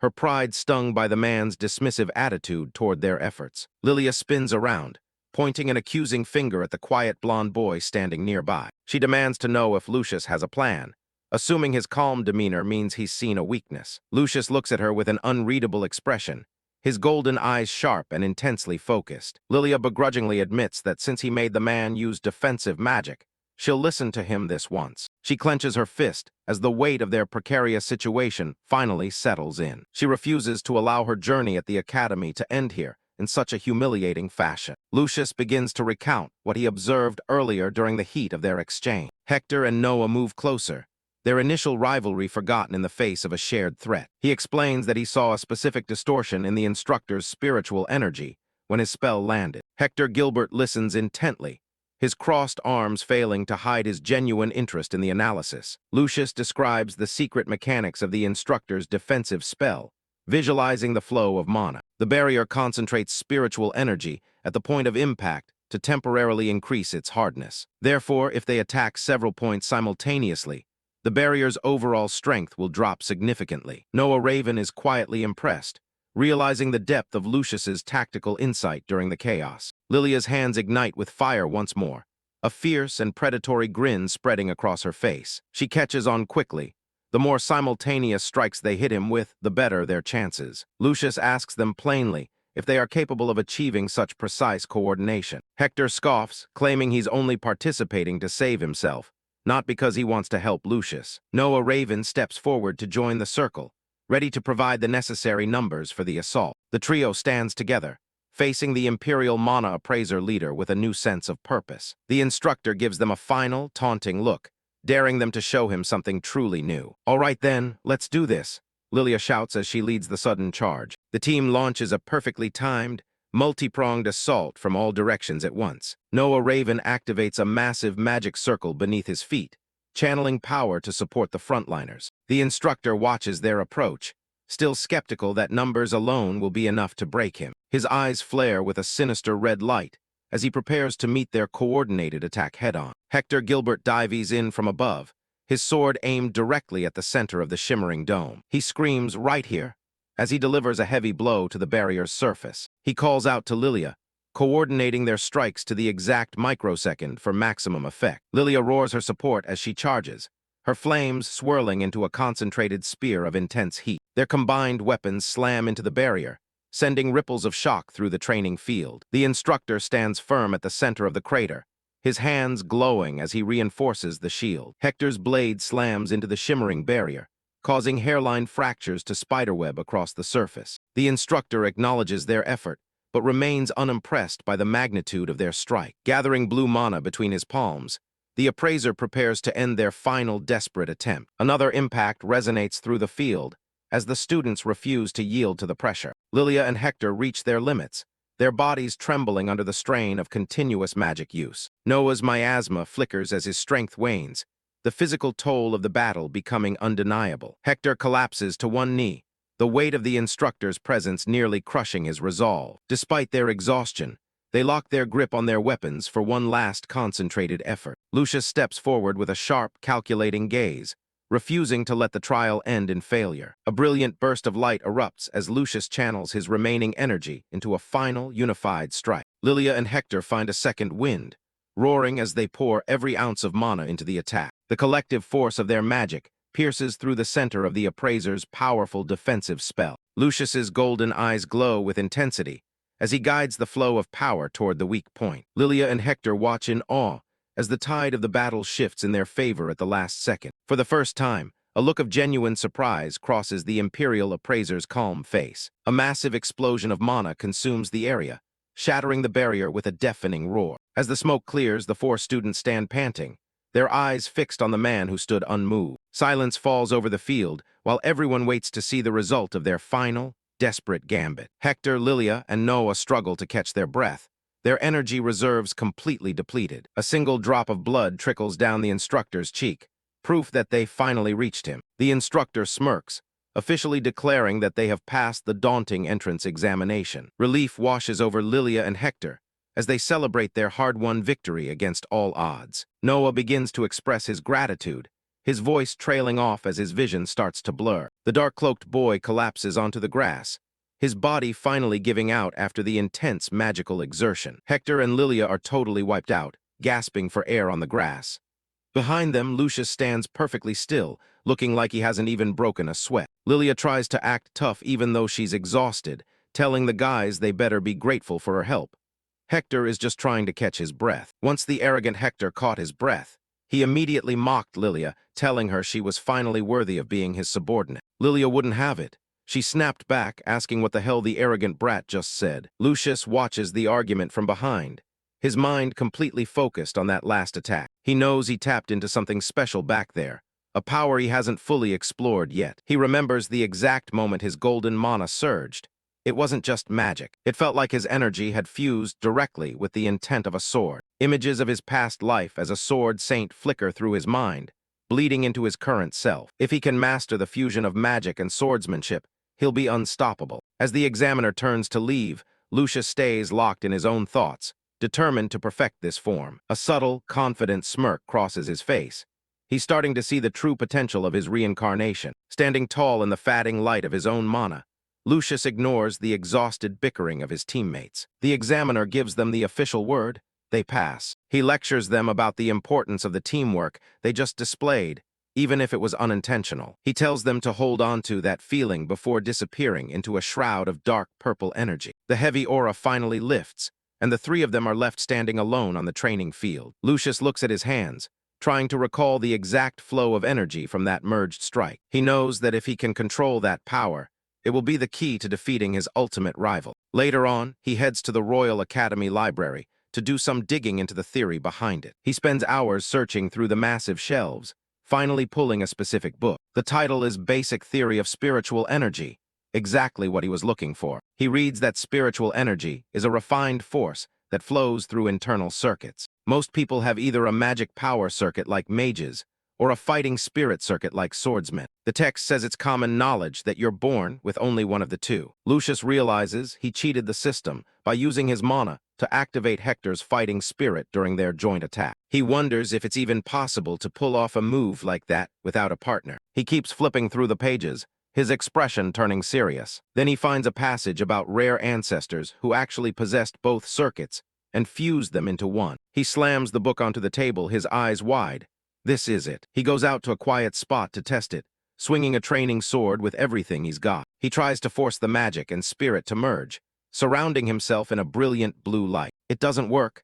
The energy fizzles out, leaving him staring at his blade in frustration. But he felt it, a small spark of the fighting spirit from his previous life. He realizes his original circuit isn't gone. It's just sleeping deep inside him. He visualizes the red and blue energies swirling into a single, perfect storm of power. If he can just wake that circuit up, he'll reclaim the strength of a sword saint. The next morning, a crowd of students gathers as someone drops out of the sky and lands with a thud. A massive megaphone appears, aimed right at the group. It's teacher Cassie, and she's already at a level 10 energy. She greets everyone with a loud Yahoo. The students are practically blown back by the volume. Everyone is thinking the same thing. She's way too loud. Chibai Cassie explains that today's exercise is for everyone ranked between 30th and 100th in the academy. Teacher Cassie drops the news. It's officially time for the upper-class competition. The announcement sends a wave of shock through the crowd of students. Upperclassmen immediately start eyeing Lucius and his crew, whispering about the bunch of rookies that just walked into their territory. Cassie jumps into the air with her megaphone, cheering everyone on to do their best and climb the rankings. She's definitely got way too much energy for this. Lucius isn't listening to the cheers. He's too busy sizing up the competition. He notices right away that almost everyone here outranks them. A group of older students smirks from the sidelines. They clearly don't think much of the new kids. Lilia isn't the type to take being looked down on quietly. She snaps back, telling them to stop glaring before she loses her cool. Lilia, Hector, and Noah Raven stand their ground as the tension in the forest starts to thicken. Hector looks ready for a fight, while Lilia just keeps growling at anyone who gets too close. Suddenly, a massive guy bumps right into Lilia, nearly knocking her over. She's definitely not happy about the intrusion. Lilia starts laying into him, but the giant just gives a clumsy apology, claiming he couldn't even see her because of his size. The rest of the team just stares at the guy in disbelief. He's huge, and he's not the only threat they'll have to worry about today. Cassie cuts through the noise to explain the rules. It's simple. Find the hidden item, win the game. She shows off a holographic image of the target, a spiritual energy orb hidden deep in the mangrove forest. Lucius's interest is piqued. He knows that orb isn't just a trophy. It's a massive concentrate of pure spiritual power. Cassie hypes it up, explaining that absorbing one can give a student a permanent boost to their base energy levels. She leans in with a grin, asking who wouldn't want an item that can skip years of boring training. The other students are already salivating at the thought of getting that kind of power boost so easily. A dark smirk spreads across Lucius's face. He's already figured out exactly how he's going to use that orb. Lucius finally finds what he's been looking for. This is the breakthrough he needed. He realizes if he can pump a huge burst of high-purity energy into himself all at once, he can jumpstart the fighting spirit circuit from his past life. The catch, fighting other teams is totally allowed, and they only have until sunset to pull this off. The air gets heavy as the competition turns into a free-for-all. Teams are already sizing each other up for an ambush. Lucius, Lilia, and Hector lock in. They're ready to prove they aren't just easy targets for the upperclassmen. Cassie fires off a firework, and with a loud shout, the competition officially begins. Students scatter in every direction. Lucius leads the charge into the forest, with his team right on his heels. They need to get to that center tree fast. He moves with a speed that catches even his teammates off guard, his eyes focused entirely on the path ahead. But they aren't alone. A student with a malicious grin watches them from the shadows. The ambush hits fast.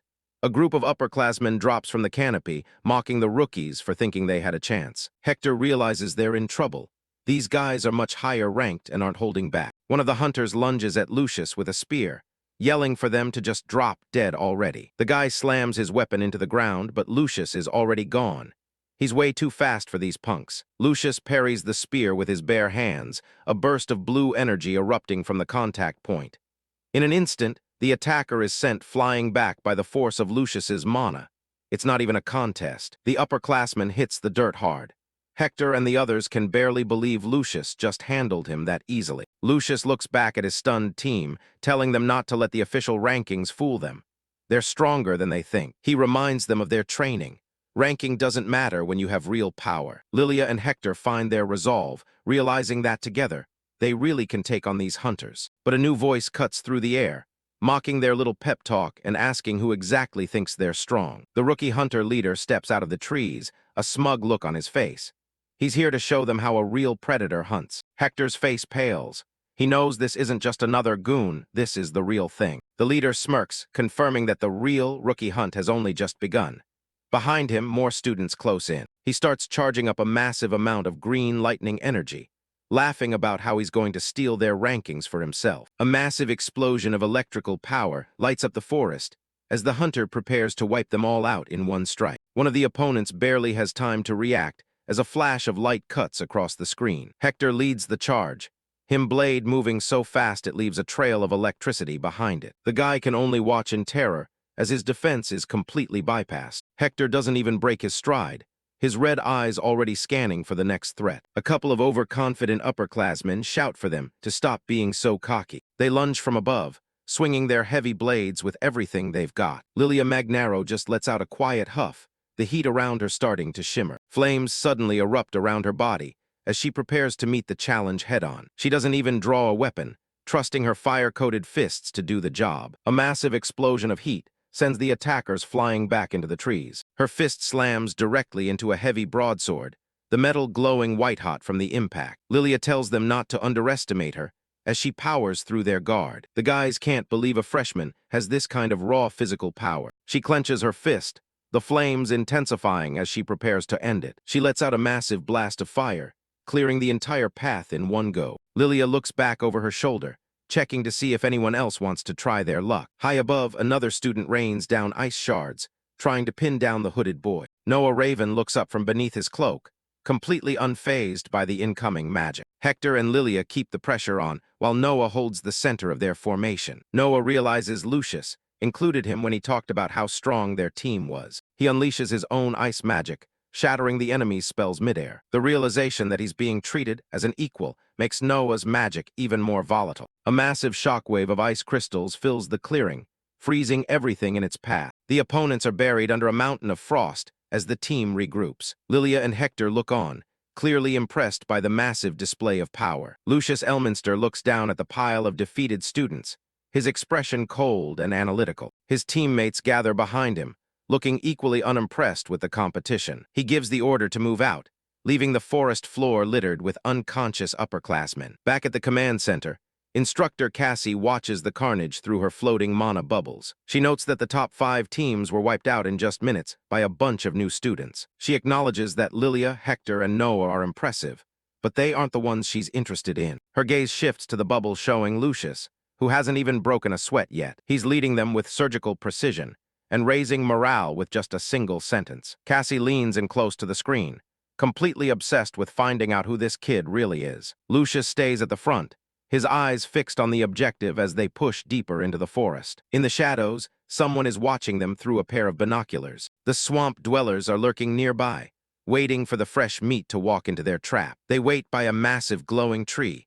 silhouetted against the blinding light of a mana orb. The forest floor rumbles as Lucius's team sprints toward the center of the mangrove. Lilia shouts that they've finally made it, but Lucius warns them to keep their guard up. They reach a clearing and find a giant tree pulsing with intense magical energy. Right in the center of the hollowed trunk, something massive is beginning to stir. Lucius and his team sprint through the final stretch of the forest, the goal finally in sight. He's completely focused, his sharp eyes missing nothing as they close in on the clearing. Just as they're about to reach the light, Lucius suddenly throws out his arms and brings everyone to a halt. Lilia is fuming, shouting that if they stop now, the other teams are going to steal their prize. She's ready to keep charging, her eyes blazing with frustration, but the ground begins to rumble, and a massive shadow looms over the clearing. Hector and the others freeze as the air itself starts to vibrate with power. Noah Raven doesn't wait around, immediately preparing his magic for whatever is coming. A blinding light erupts from the hollowed tree, forcing everyone to shield their eyes. A giant fish beast lunges out of the glow,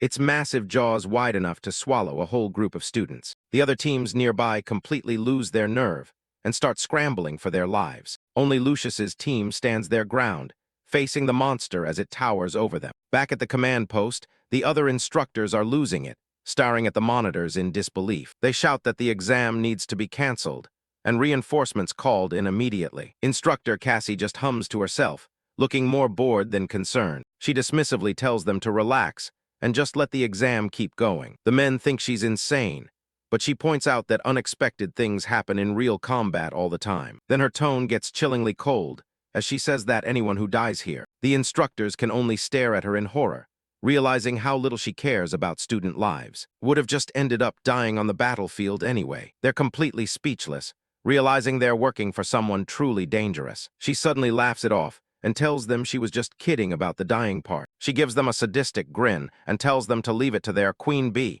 if things get truly dangerous. The instructors breathe a sigh of relief, though they're still nervous about the situation. But as they walk away, Cassie's expression shifts back to something much more serious. She knows there shouldn't be any high-level beasts in this zone, and she can tell something is wrong. Back in the clearing, some of the braver students try to mount a desperate attack. One of them jumps high into the air, swinging his sword with everything he's got. But the blade just shatters against the monster's hide like it was made of glass. He realizes with horror that the beast's scales are being reinforced by a spiritual energy orb. Other students try to use their magic, but their spells barely even tickle the creature. It lashes out, sending them flying with just a flick of its massive body. A huge shockwave of water and mana slams into the ground, clearing the area. The remaining students are left dazed and confused in the rising mist. The beast circles around, its glowing red eyes fixed on the intruders. The students can't believe it.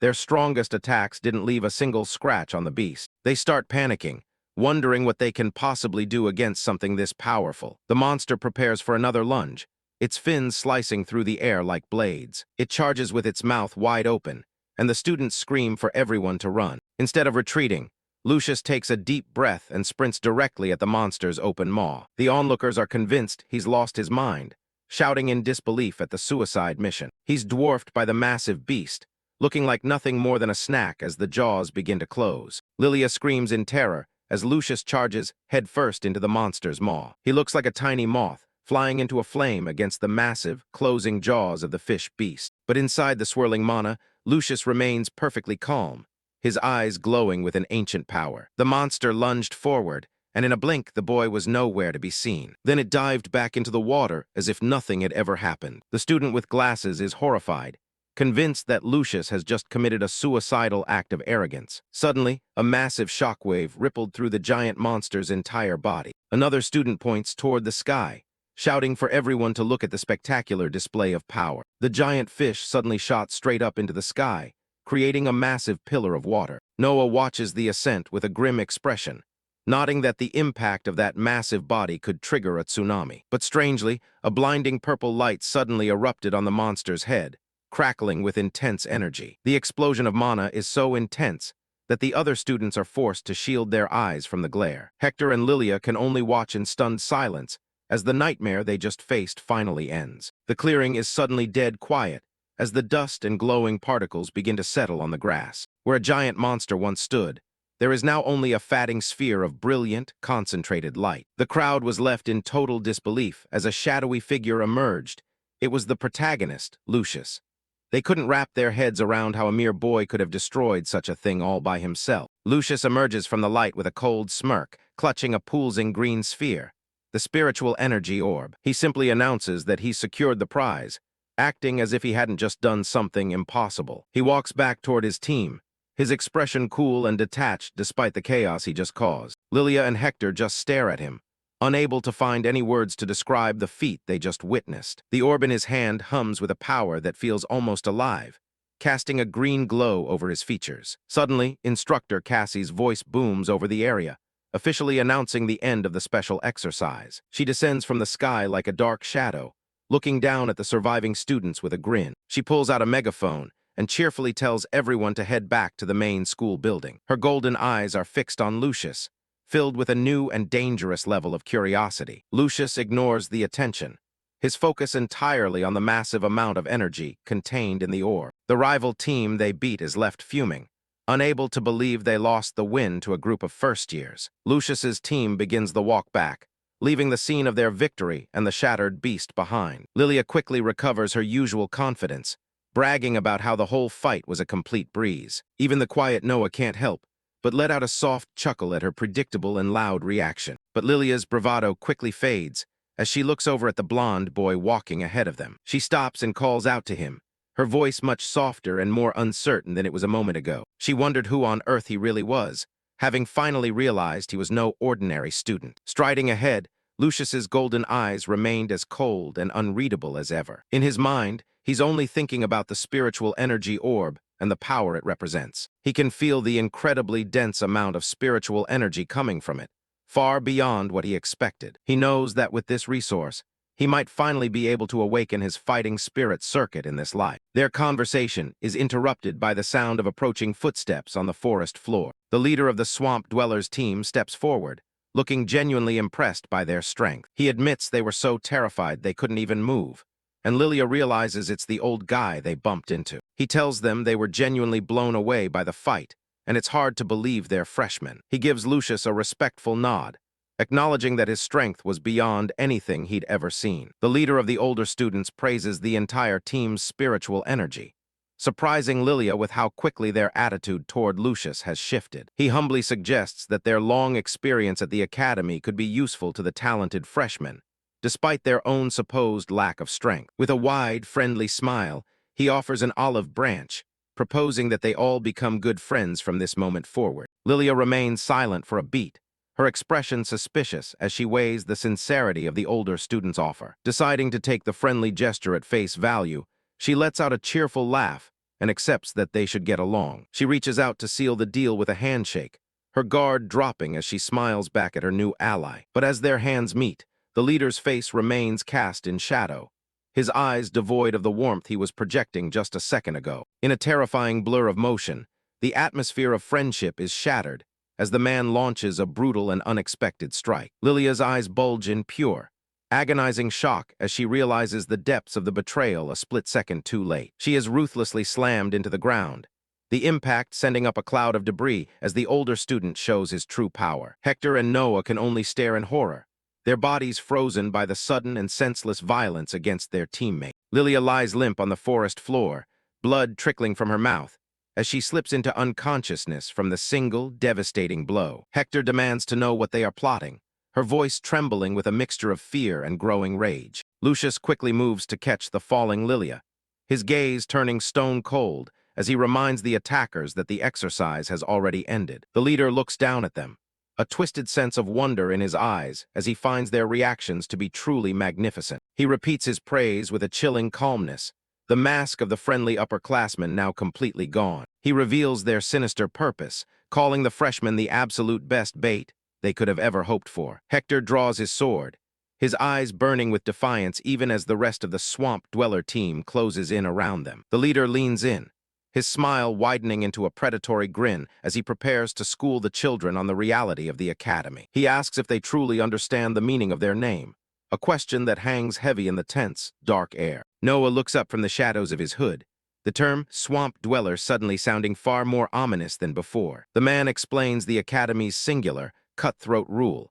Every year, the bottom 125 students are facing mandatory expulsion. He points out the loophole, explaining that as long as they stay out of that bottom bracket, they can remain at the school forever. His gaze is filled with a cruel, mocking pity as he speaks of those who are too weak to rise and gain a blessing. This guy explains that they're basically academy ghosts, stuck here for years, just getting older. They're too skilled to be kicked out, but not good enough to actually graduate. They call themselves the Swamp Dwellers, a group of leftovers lurking in the shadows. Lucius isn't impressed. He just wants to know what their actual plan is. The leader admits they hit a wall as mid-tier students and stayed there until they became old men. They've even been stripped of their family names.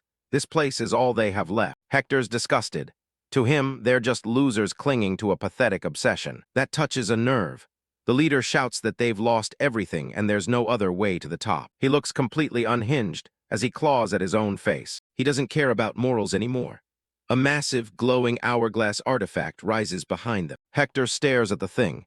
It's definitely not standard academy gear. The bottle is filled with human skulls floating in a weird pink liquid. Noah's eyes narrow from under his hood as the trap activates. Dark energy spirals around the hooded boy, locking him in place. The entire area is swallowed by a thick, oppressive miasma. The large Swamp Dweller can't hide his grin. They raise their arms like they're receiving a blessing as the artifact glows. Hector and Noah are paralyzed, struggling to even move. The outcasts start pulling the energy directly from the air. Vortexes of purple mana form in the palms of their hands. The bulky one savors it, practically swallowing the stolen power. The skulls inside the bottle begin to shine with an eerie light. They're loving the rush.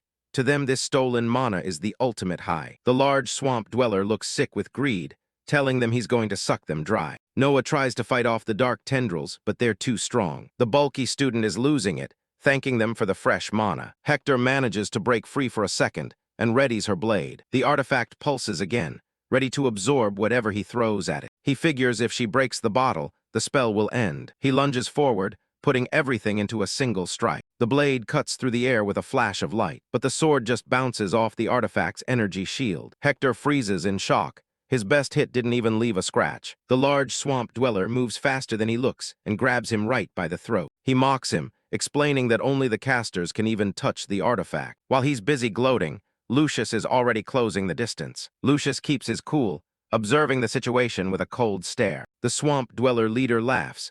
Any magical attack just makes the bottle stronger. Even physical contact is a death trap. It will drain her life force just as fast as Hector's mana. Lucius has seen enough. If magic won't work, he'll just go back to basics. He launches himself into the air with a sudden burst of speed. He delivers a brutal kick right into the large Swamp Dweller's face, sending him reeling. A massive shockwave ripples through the air as the kick connects with terrifying force. Lucius sticks the landing, barely breaking a sweat while Hector looks on in disbelief. He realizes that even if their fancy bottle absorbs magic, it's completely useless against raw physical power. The swamp dwellers are left hacking and coughing in the dirt, trying to recover from the impact. Hector can only stare as Lucius calmly steps over him and picks up a blade. He's battered and confused, his mind racing to make sense of his teammate's sudden change. He wonders what a magic caster thinks he can do with a sword in a fight like this. Lucius just tightens his grip on the hilt and tells him he's not quite what he thinks. He unsheathes the blade with a smooth, practiced motion that speaks of years of training. A dark, confident grin spreads across his face as he starts to reveal his secret. The outcasts look on in horror, sensing a sudden, overwhelming pressure coming from the boy. He drops into a perfect sword stance, admitting that his real specialty was never magic to begin with. With a predatory look and a glowing red eye, Lucius prepares to dismantle them using the skills of a master swordsman. Lucius Elminster draws his blade and settles into a low stance. His golden eyes light up as a confident smirk spreads across his face. Seeing a kid with a sword, the thugs across from him can't stop laughing. One of them mocks the little mage, thinking he's just playing pretend. A sudden burst of speed sends a cloud of dust into the air. Lucius closes the gap, while the big guy boasts about snapping that blade in two. A flurry of silver slashes cuts through the air in a total blur. The sheer force of the impact sends the goons flying backward. The other thug grits his teeth, barely staying upright after that hit. Lucius remains stoic, his focus never wavering for a second. He adjusts his grip, locking onto his next target. The thug's eyes go wide as he realizes just how much trouble he's in. They clash, sparks flying as steel meets muscle. Blood sprays as Lucius lands a clean hit, catching Lilia Magnaro's eye. Lilia watches from the brush, completely stunned by the boy's prowess. Lucius stands his ground, looking like he hasn't even broken a sweat. Hector Gilbert watches from afar, baffled that Lucius can do this without using any mana. His eyes narrow, trying to make sense of the high-level skill coming from a child. Hector's gaze stays sharp as he analyzes every move the boy makes. Lucius shifts his focus to the next problem, the bald spirit thief thug. The thug panics, backing up until he hits the giant hourglass. Aura begins to swirl around Lucius as he prepares to finish the job. Desperate to survive, the thug tells himself he just needs to stay calm. He slams his palm against the glass, tapping into the stolen energy inside. Lucius just watches with a smirk, curious to see what this guy is actually capable of. The energy floods the thug's body, causing his muscles to bulge and grow. He transforms into a massive, hulking tower of spiritual power. Lucius goes for a direct hit, but the blade doesn't even sink in. The thug lets out a maniacal laugh, claiming no brat can pierce his new body. He taunts Lucius, showing off the power of all the energy he's stolen. With a roar, the giant charges forward to squash him. Lucius dodges the rush, moving with effortless grace. He rains down a series of strikes, but they all just bounce off. A massive punch flies toward him, nearly connecting. Lucius barely manages to deflect the blow as the ground trembles. He realizes things aren't looking good if he stays on the defensive. He slides back, trying to find an opening in the thug's guard. Lucius follows up with another slash, but his blade just rings out loudly against the massive brute's tough flesh. Lucius knows his strikes lack the power to cut through that kind of energy. He keeps up the pace, but the brute's defense is just too thick. In his past life, this guy would have been paper, but this child body has its limits. He looks down at his blade, realizing he needs to awaken his fighting spirit. The thug swings a massive fist, but he's clearly losing his patience. He screams that he's had enough of Lucius getting on his nerves. A heavy blow sends Lucius tumbling across the dirt. Watching from the sidelines, Lilia Magnaro is genuinely panicked by the brutal display. The brute lets out a loud laugh, thinking he's finally broken the kid's resolve. He mocks Lucius, calling his swordsmanship as pathetic as a baby's tantrum. On the ground, Lucius ignores the insults and pulls out that glowing green orb. He clutches his chest, feeling a strange thumping deep inside. He realizes it's the old fighting spirit circuit from his past life, reacting to the energy. This is the moment. He reaches out, determined to force that circuit back open. The thug powers up, laughing about how he's going to end this right now. Lucius just stays calm, focusing on exactly how he used to channel this power. He shuts his eyes, shutting out the noise of the battlefield. The orb pulses in his hands, overflowing with concentrated energy. Massive spirals of green light erupt from his body. The energy forms a complex, glowing pattern that fills the entire clearing. It pulses with a rhythm that feels almost alive behind him. Lucius takes a deep breath, letting the power sink into his soul. Every fiber of his being feels like it's being rewired for battle. A massive explosion of light signals the completion of the ritual. When his eyes snap open, they're glowing with a predatory orange light. He smirks, the circuit is finally awake. The spectral shadow of his former life, as a sword saint, looms over him. The thug is frozen in place, sweating as the atmosphere suddenly turns heavy. Lucius knows he had to force the circuit open with the orb's energy. He's realistic, though. This borrowed power will only last for a single strike. Sensing the sudden shift in pressure, the thug can only stammer in confusion. A massive red aura flares up around Lucius as he promises to end this in one hit. He settles into a low, deadly stance, the ground cracking under his feet. Looking into Lucius's eyes, the thug realizes he's no longer fighting a child. With a dark look, Lucius tells him that ending things in one strike is his specialty. He vanishes in a blur, leaving the brute wondering where he went. Terrified, the guy screams at himself to move, to dodge anything. But it's already over. A flash of steel cuts through the air. The brute is left reeling as the force of the attack washes over him. Lucius delivers a devastating, energy-infused slash that shatters the trial's hourglass. He stands tall as the red energy begins to fade from the air. His expression is cold and professional, like he's just finished a routine chore. But as the adrenaline drops, he falls to one knee, panting for air. He was right, one strike was the limit, and the energy is already draining away. Despite the exhaustion,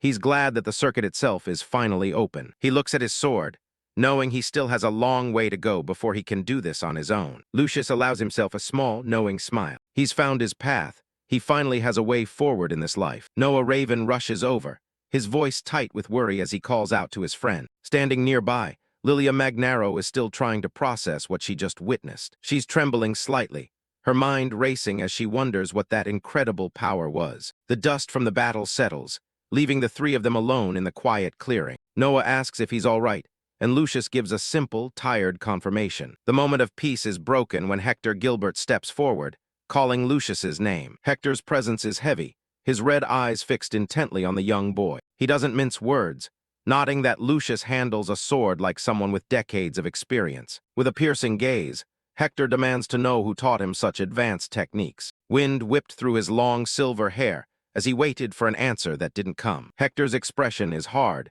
clearly unsettled by the potential he's sensing in Lucius. Lucius doesn't flinch, meeting the older boy's stare with cold, golden eyes. Back at the academy, Lilia is in a much better mood, excited that their rankings have jumped. Noah nods in agreement as they walk through the grand, sunlit corridors. Now ranked 26th, Lilia smugly tells Noah she won't be losing to him anymore. Noah, sitting at 29th, just gives a mysterious smile and says he'll let her enjoy it for now. Further back, Hector Gilbert stares at the ground, his 25th place ranking feeling like an insult. He grits his teeth in silent fury, his pride wounded by how close the brat is to him. Lilia playfully nudges Noah as they follow Lucius, the group's dynamic shifting. Lucius is in 19th place, but his mind is on the fighting aura circuit he managed to open. He knows his current aura reserves are too low to activate the circuit without outside help. To truly master his old skills, he realizes he needs to find a way to greatly increase his aura. As they walk, they come across a crowd of students gathered around a massive display. A banner has been posted for the 27th Imperial Gambling Tournament. Lucius stops to look, his interest piqued by the unfamiliar event. Noah recognizes the name immediately, sounding surprised to see it advertised here. Suddenly, a blonde woman in a stylish maid outfit drops down from the ceiling. She hangs upside down right in front of Lucius, asking if he's interested. She giggles, telling Lucius not to look so scary, and thanks him for taking out those old men. Lucius isn't amused by the theatrics and asks if that's all she has to say. She flips back onto her feet with grace, nodding that the tournament poster definitely caught his eye. She explains that this imperial event draws the best fighters from all over, not just the academy. Nearby students whisper about the high-stakes gambling that defines the tournament. One boy mentions the dark rumors that people lose their lives in the arena every year. The announcer woman doesn't deny it, casually confirming that the rumors are mostly true. She leans in close to the nervous student, her smile turning a bit more predatory. She reveals that the tournament stage itself is built with a very specific, secret structure. During the fights, the aura released by the combatants is trapped and accumulates on the stage. She explains that the stage then feeds that concentrated energy back into the fighters. For the winner, the longer a match drags on, the more massive their aura growth becomes. The woman continues with a sly grin, emphasizing that the longer a fighter stays on the stage, the more their base aura increases. Lucius takes this in with a serious expression, while Lilia looks on with visible confusion and concern. The woman pitches the tournament as a perfect opportunity for anyone who wants to test their strength outside the Academy's rankings. She notes that the tournament isn't particularly popular with students who are more concerned with their rankings or what their parents might think. Lucius contemplates the idea of a stage where aura accumulates, even as Lilia tries to discourage him from entering something so dangerous. He realizes that winning every match could potentially grant him a massive boost to his own aura. Lucius calls out to the woman as she starts to float away, his mind already made up. She stops midair, a look of amused surprise crossing her face. Lucius ignores Lilia's protests and asks where he can submit his entry form. The woman happily agrees to submit the application for him, already starting to call him by a nickname. She casually mentions that several high-ranking students from the academy are also scheduled to compete. She leans in close to Lucius, informing him that students ranked 4th, 10th, and 15th will be among his opponents. With a playful laugh, she wishes him luck before finally taking her leave. Lucius remains calm, his gaze steady and determined. The scene shifts to the tournament venue, where a grand arena is ready for the upcoming spectacle. The announcer enthusiastically explains the simple rules of the gambling tournament to the gathered crowd. He describes how the odds shift as fighters advance, making early rounds the best time to bet on a long shot. With dramatic flair, he declares that the winner of the tournament will be the one who can identify the rising stars early on. Among the spectators, some nobles discuss the rumors of a young freshman representing the academy. Lucius stands at the entrance of the arena, looking out at the grand stage that will soon be his battlefield. He can already sense the incredible pressure of the powerful auras gathered within the venue. He observes the other fighters, noting that each one carries a formidable presence. Lucius scans the crowd and the arena, realizing that the high-ranking students haven't made their appearance yet. The announcer's voice booms across the arena once more, calling for the matchups of the first round to be revealed. The announcer kicks things off by introducing the main event: the Academy's golden boy, Lucius Elminster, versus a total tank of an opponent. He's already losing his mind over the size difference, screaming into the mic about how Lucius looks like a toothpick compared to this guy. The guy in the other corner is Galdus, an elite member of the Northern Guard Corps, which basically means he's a professional at breaking people. Lilia is up in the stands losing it because that guard unit is top tier, and she can't believe a freshman is supposed to take him on. Elena keeps her cool, clearly having done her homework on the competition, while Lilia just stares in disbelief. Meanwhile, the high society crowd is already counting their winnings, thinking this is the easiest bet they'll make all year. Coins are raining down as the crowd bets heavy on the veteran, and the announcer is just soaking up the chaos. The guys at the bar are straight up laughing, calling it a pity that such a young kid is about to get flattened. The announcer explains the stage's gimmick. Those pillars store the fighter's aura until they're full, signaling the start of the match. Galdus looks way too confident, resting that massive axe on his shoulder like he's already won. Lucius just stands there with a deadpan expression, looking like he'd rather be anywhere else. The gavel drops, the pillars flare up, and the announcer screams for the fight to finally begin. The crowd roars as the bell rings, and the hype man is already pushing his voice to the limit. Galdus doesn't waste any time, charging across the arena and swinging that heavy axe with everything he's got. Lilia is stunned by the sheer speed of the exchange, leaning over the railing to catch every second. Galdus thinks he's got a clean hit, but he's just swinging at air as Lucius seemingly vanishes right in front of him. Lucius catches a glimpse of the blade coming down, but he doesn't even bother to flinch. He just casually shifts his weight, making a move that looks more like a stroll than dodging a lethal strike. Galdus's face goes from cocky to absolutely terrified the moment he realizes his attack didn't even graze the kid. A massive explosion of blue aura erupts from Lucius, completely swallowing the entire center of the arena. The veteran guard gets blasted backward, screaming as the force of the hit sends him flying like a rag doll. Lucius just stands there, perfectly still, as the smoke and energy start to settle around his feet. He looks down at his hand with a cold, golden intensity that says he was expecting a lot more of a challenge. Galdus is face down on the pavement, completely out cold before the crowd can even figure out what happened. The nobles in the front row are speechless. Their guaranteed win just got ended in about 5 seconds flat. Even the announcer is gritting his teeth in shock, trying to process how a 12-year-old just handled an elite guard like a child. He quickly recovers and shouts into the mic, declaring Lucius the winner of the first match. The entire stadium is a mess, Half the people are cheering for the underdog, and the other half are crying over their lost wallets. The hype man is leaning into the camera, screaming about how it only took a single hit to end the whole thing. Elena is just relieved he's safe, while Lilia looks like she's about to bite through the wooden railing in disbelief. Lucius starts soaking up the spiritual energy from the stage, his whole body glowing with a bright green light. He clenches his fist, feeling the power flow in, but he's still not satisfied with the amount he's collected. He realizes that even after that win, he still hasn't harvested enough aura to fully jumpstart his fighting spirit circuit. But there's no time to rest. The announcer is already calling out the next poor soul Lucius has to face. Round 2 is a total repeat of the first match, with Lucius delivering another pinpoint strike that ends things instantly. The announcer is going absolutely ballistic, wondering if this kid is even human at this point. People are panicking in the stands, desperately trying to switch their bets over to Lucius before they lose everything. It doesn't matter who they put in front of him.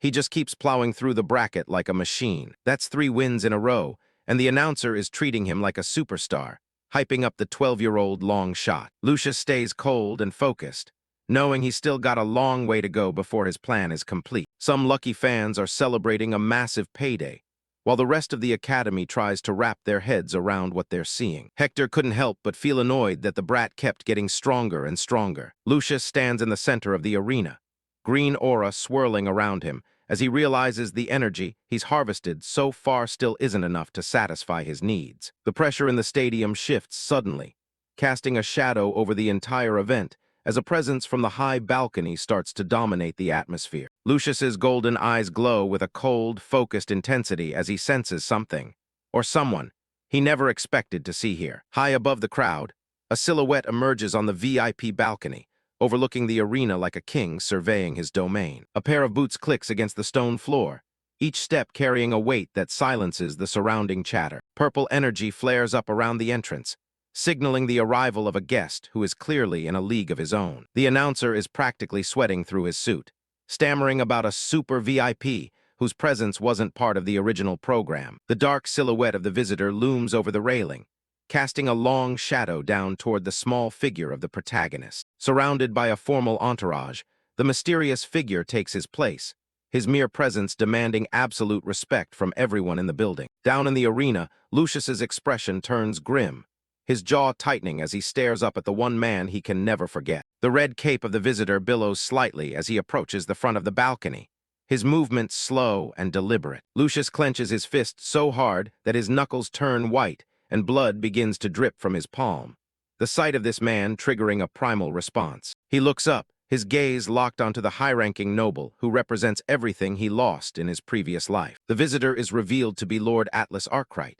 a man with long silver hair and glowing red eyes that seem to pierce through anyone they land on. Lucius's face twists into a look of pure hatred, his amber eyes burning with the memory of the man who executed him. From his vantage point, Atlas looks down at the tiny boy in the center of the arena, unaware of the history they share. The Duke remains stoic, his weathered face showing no emotion as he surveys the young mage who's been dominating the tournament. The announcer finally regains his composure and screams into the microphone, officially announcing the arrival of the unexpected VIP. The nobles in the stands are in a frenzy, whispering about why the head of the Empire's greatest swordsmanship family would bother showing up to a mage trial. Up in the spectator seats, Lilia and Hector can feel the suffocating pressure radiating from the balcony, wondering how a single man can command so much aura. The announcer's voice booms through the stadium, introducing the man as Duke Atlas, the legendary head of the Arkwright family. Lucius can barely breathe as the name rings out,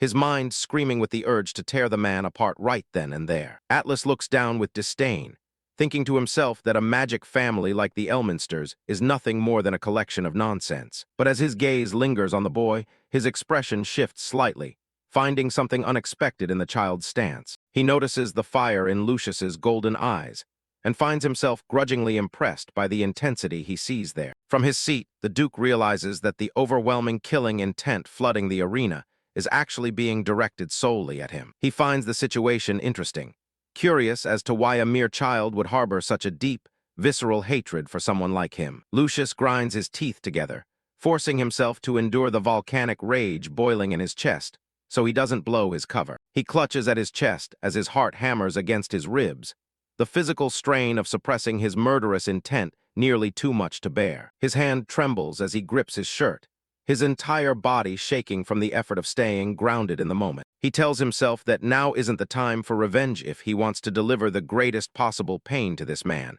He has to play it smart. Suddenly, the announcer looks at his tablet and gasps, his eyes wide as he receives a piece of news that's about to change everything. The nobles in the crowd lean forward as the hype man prepares to deliver a major update regarding the tournament's conclusion. He announces that the stakes for the winner of the tournament have just been raised to a level no one could have imagined. The victor of the finals will be granted a special privilege that hasn't been offered in decades. Atlas looks on with a bored expression as the announcer reveals that the champion will earn the right to personally duel the Duke himself. Lucius is momentarily stunned, his eyes widening as the perfect opportunity to strike at his enemy is handed to him on a silver platter. The crowd erupts into a roar of excitement, realizing they might get to witness the Empire's strongest swordsmanship in action. The announcer is practically vibrating with energy, shouting about how rare it is to even see a master like Atlas fight in person. He waves his arms theatrically, soaking up the thunderous applause as the arena lights flare to match the rising height. Lucius lowers his head,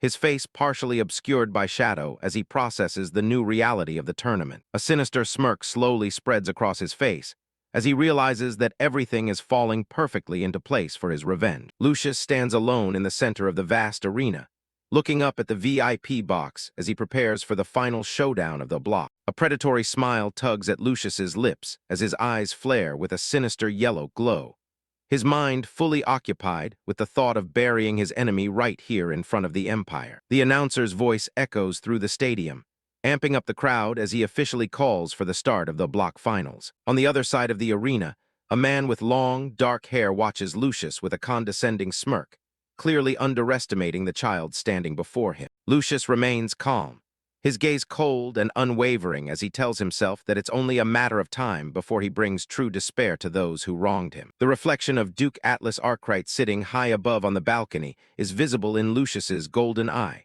serving as a constant reminder of his ultimate goal. The dark-haired opponent takes offense at Lucius's silence, mocking him for daring to look away while standing in the presence of a superior fighter. Green lightning-like energy erupts around the man as he hovers slightly off the ground, his expression turning murderous as he prepares to end the match quickly. With a manic shout, the opponent unleashes his full power, declaring that killing Lucius would be an act of kindness before screaming for him to die. A massive surge of green magical energy incinerates the ground as it rushes toward Lucius, threatening to swallow him whole in a single blast. As the blinding green light consumes his vision, Lucius doesn't even flinch, his face remaining stoic amidst the swirling mana. The explosion of light fills the arena, and the opponent stares intently through the glare, expecting to see nothing but ash left of his young challenger. When the smoke clears, the stadium falls silent as Lucius is revealed to be perfectly unharmed, having neutralized the attack with a simple wave of his hand. The man is absolutely speechless,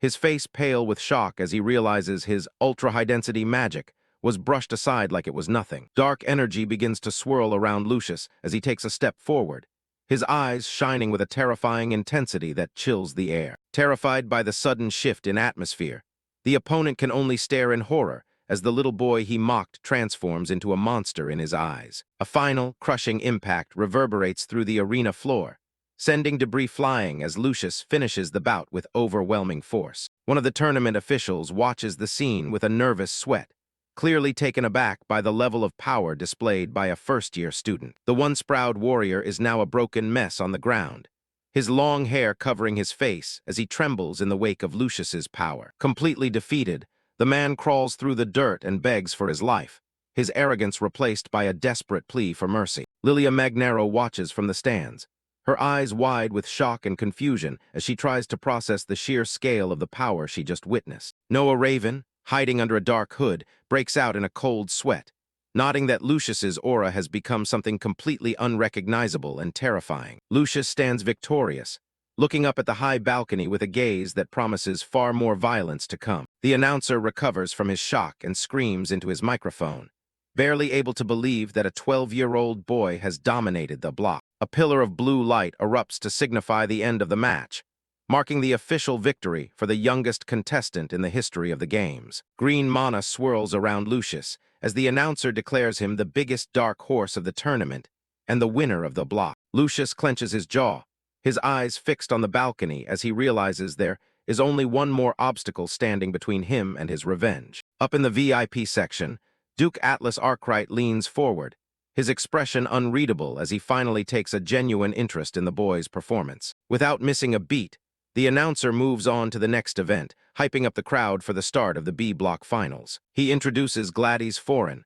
a seasoned fighter ranked 10th at the Royal Academy and a former tournament champion. The announcer calls for the final contestant, a mysterious newcomer named Estelle, but the arena entrance remains suspiciously empty. The camera pans to a girl with pink twin tails who is slowly walking away from the noise, seemingly oblivious to the fact that her name is being called. As the crowd starts to whisper about Estelle running away in fear, Gladys and the other students assume she simply forfeit the match. Dragging a giant, blank-eyed rabbit plush behind her, Estelle finally makes her way toward the arena, asking with a yawn if it's already her turn. Gladys Foreign waits impatiently in the center of the ring, a bead of sweat rolling down his temple as he tries to maintain his serious composure. One of the onlookers asks the girl if she's really okay to fight, concerned by her disinterested and sleepy appearance. Estelle walks onto the battlefield with zero enthusiasm, stopping to let out another long yawn while still clutching her massive stuffed animal. A close-up reveals Estelle's half-lidded purple eyes and bored expression,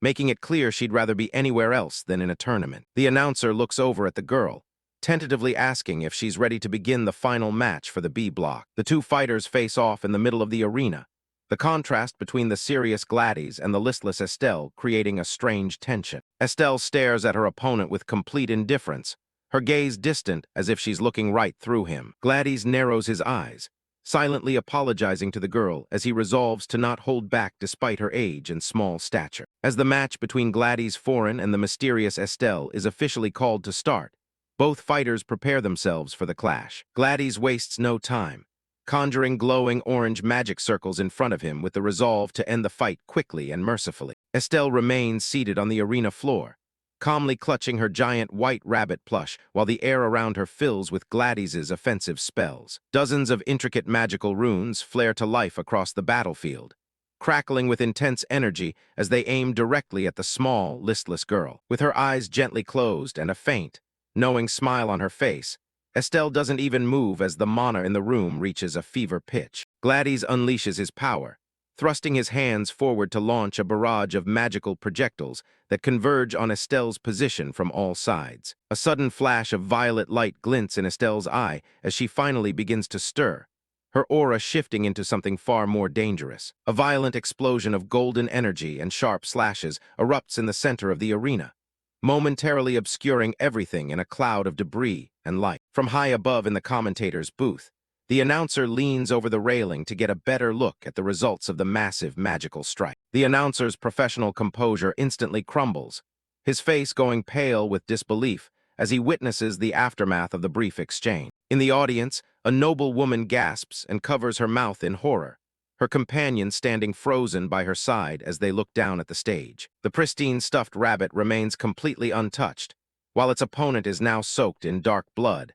and the arena floor is covered in a gruesome, mangled mess that used to be a human being. Completely unbothered by the carnage, Estelle stands up and lets out a long, tired yawn, rubbing the sleep from her eyes with a gloved hand. She stares down at the bloody remains of her opponent with a gaze that is both vacant and terrifying, her petite frame casting a long shadow over the gore. A pillar of pink magical energy marks the center of the arena as the announcer, his voice trembling, officially declares that Gladys is unable to continue. All that remains of the prestigious student is a twisted, bloody heap on the cold stone, a testament to the overwhelming and brutal power Estelle possesses. The crowd erupts in a mix of cheers and terrified whispers as Estelle is announced as the winner of the B block, the girl waving her rabbit dismissively. In the stands, the noble woman is left speechless, her eyes wide as she tries to process how a top-ranked fighter was defeated in an eye blink. High above the arena floor, Lord Atlas Arkwright rests his chin on his gloved hand, his red eyes narrowed as he intently studies the terrifying newcomer. As Estelle walks away while cradling her blood-stained rabbit, the announcer confirms that the tournament's final matchup is finally set. The heavy thud of a boot echoes through the stadium as the winner of the block steps out onto the blood-soaked stones for the final battle. Lucius enters the arena with his back to the crowd, his gaze fixed on the small girl waiting for him on the other side of the battlefield. Estelle looks back over her shoulder and lets out another bored yawn, clearly finding the prospect of another fight more tiring than exciting. Lucius's eyes burn with a cold, golden intensity as he stares down his next opponent, his expression hard and ready for the final trial of the tournament. The announcer gets the crowd fired up for the tournament's final match. Estelle stands in her corner, clutching a rabbit plushie. Her opponent is Lucius Elminster. Up in the VIP booth, the faculty members of the Imperial Magic Academy watch with intense focus. The appraiser leader narrows his eyes, looking seriously concerned as he watches the two competitors. A spectator next to him notes that even he hasn't figured out the logic behind Estelle's magic yet. She mentions that Estelle rarely even shows up at the academy, yet she's already ranked 4th in the standings. It's clear the girl isn't the type to show her full power until she absolutely has to. Green flares erupt from the arena as the announcer officially starts the final match. Estelle looks like she's having a panic attack, trembling as she grips her toy tight. But then her aura shifts, and her eyes snap open with a sharp pink glow. Lucius stands his ground, his own golden eyes flaring with power. Suddenly, the rabbit plushie morphs into a giant, hulking fighter wearing red boxing gloves. In the stands, Lilia is shocked to see that Estelle is giving off 2 separate aura signatures. The 2 fighters face off in the center of the massive octagon. The spectator is floored as she realizes just how terrifying Estelle's magic really is. The giant rabbit doesn't wait around. It lunges forward with incredible speed. A massive punch shatters the stone floor right where Lucius was standing. It follows up with a relentless barrage, but Lucius is a total blur, dodging every single strike. He's surprised by the speed. This thing is way faster than it looks. Another crater opens up in the floor from the sheer force of the rabbit's punch. Lucius slides back, narrowly avoiding another heavy swing. He observes the monster's power and precision as it keeps up the pressure. It's clear to him that this isn't just some basic magic trick. The rabbit bounces in a boxer's stance, wreathed in surging pink energy. Lucius continues to weave through the attacks, analyzing his opponent's rhythm. He figures out the secret. Estelle is copying her very soul's aura and injecting it into the toy to control it. The monster lunges again, but Lucius is already making his move. Instead of fighting the puppet, he decides to go straight for the real body. Estelle watches him approach, her face calm as her aura flares up. Lucius sprints across the floor, dodging another massive strike from behind. He parries a blow with his bare hands, the impact creating a huge shockwave. He zips past the giant rabbit, closing the distance to Estelle in a flash. But as he gets close, a small smirk plays on her lips. Lucius charges energy into his palm, ready to deliver a finishing blow. He locks his eyes on hers, full of determination. Suddenly, the rabbit appears out of nowhere to intercept him. It swings a massive wooden mallet down with crushing force. A violent explosion of dust and rubble consumes the area as the hammer connects. The crowd gasps in horror, convinced the match is already over. The announcer is stunned, wondering if the Prodigy was just too slow to react. A massive dust cloud masks the center of the impact. A pair of boots lands firmly on the cracked ground in the middle of the debris. Lucius steps out from the smoke, looking completely unharmed by the devastating hit. Lucius's arm is covered in deep scratches from the relentless assault. The arena is a chaotic mess of energy beams as the fight between the 2 prodigies intensifies. Estelle stands her ground, admitting that her opponent is putting up a better fight than she expected. But she's not finished yet.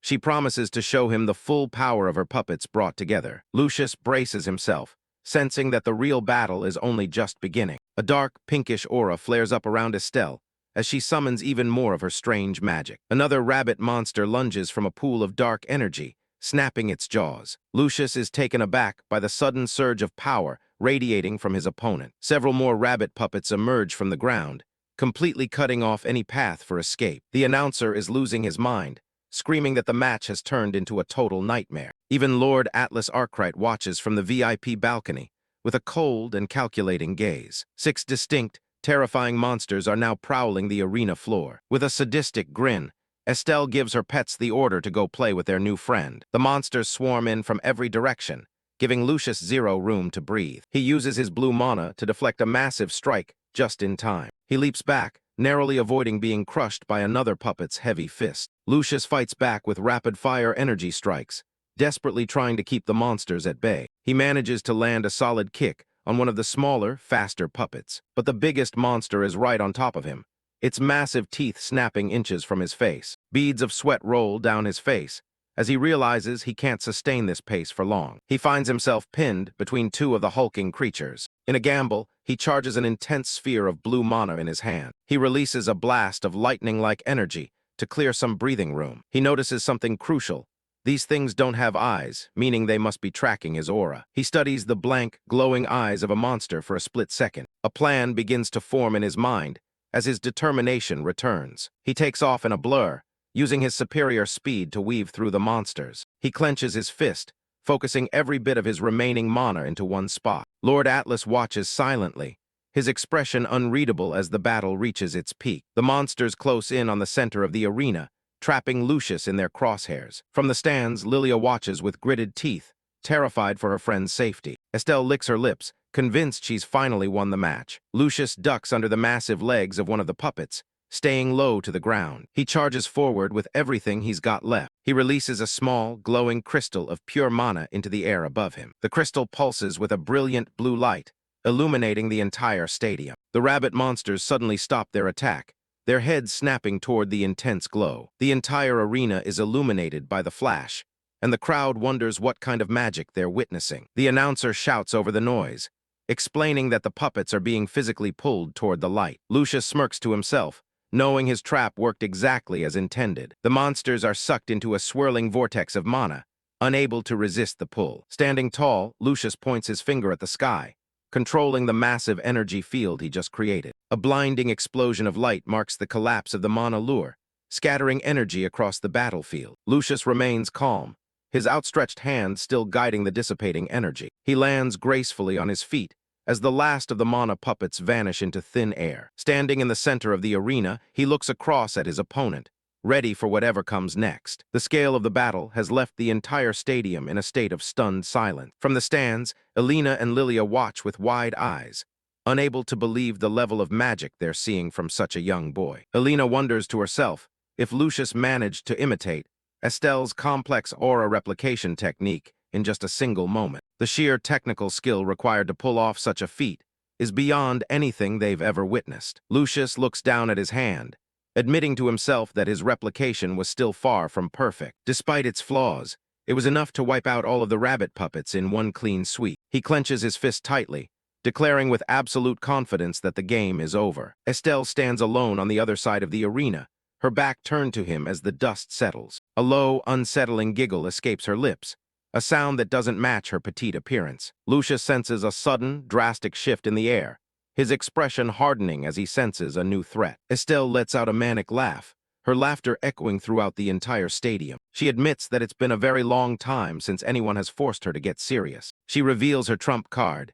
She's going to concentrate all the aura from her destroyed puppets into herself. Lucius's eyes widen as he watches her power level skyrocket to terrifying new heights. Members of the audience can't look away, their faces twisted in a mixture of awe and pure dread. The announcer screams into his microphone, demanding to know what kind of monstrous transformation they're witnessing. A gargantuan, shadowy rabbit monster towers over Estelle, its maw open in a silent, terrifying roar. Despite the massive creature looming over him, Lucius doesn't back down, a fierce light burning in his eyes. The sheer pressure of Estelle's released mana is enough to crack the very floor of the arena. Lucius realizes that as a rank 4 mage, she is on a completely different level than anyone he's ever faced. Estelle smiles sweetly, the image of innocence masking the incredible destructive power she now commands. Lucius knows that to have any chance against her, he'll have to pull out his own final move. He decides to utilize every scrap of aura he's managed to gather throughout the entire tournament. Brilliant green lightning-like energy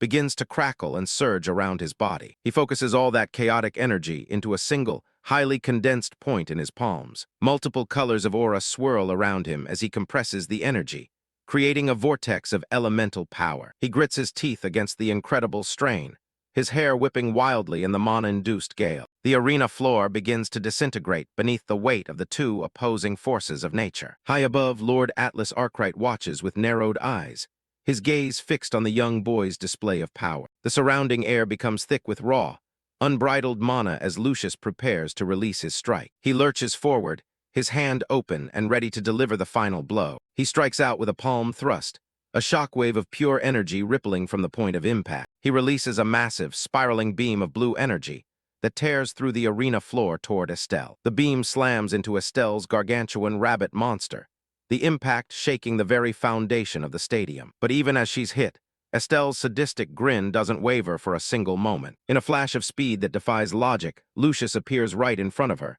his eyes cold and focused. Estelle utters a single word, disappear, as a wave of purple energy erupts from her body. The purple energy engulfs Lucius, threatening to erase him from the arena entirely. The purple energy of Estelle's final move clashes violently with Lucius's concentrated mana strike, illuminating the entire stadium. Estelle clenches her teeth, struggling to maintain control over her overwhelming aura as the pressure builds to a breaking point. Determined to end it, Lucius pushes through the dark miasma, his glowing golden eyes piercing through the magical chaos. His fist makes contact with the center of the storm, a surge of pure mana shattering the purple barrier Estelle had built. With a focused roar, he punches directly into the heart of the enemy's technique, ignoring the strain on his own body. The colossal rabbit construct is torn to shreds, its form disintegrating under the sheer force of Lucius's refined strike. The arena is engulfed in a blinding flash, as the two massive powers negate each other in a final, violent explosion. No way,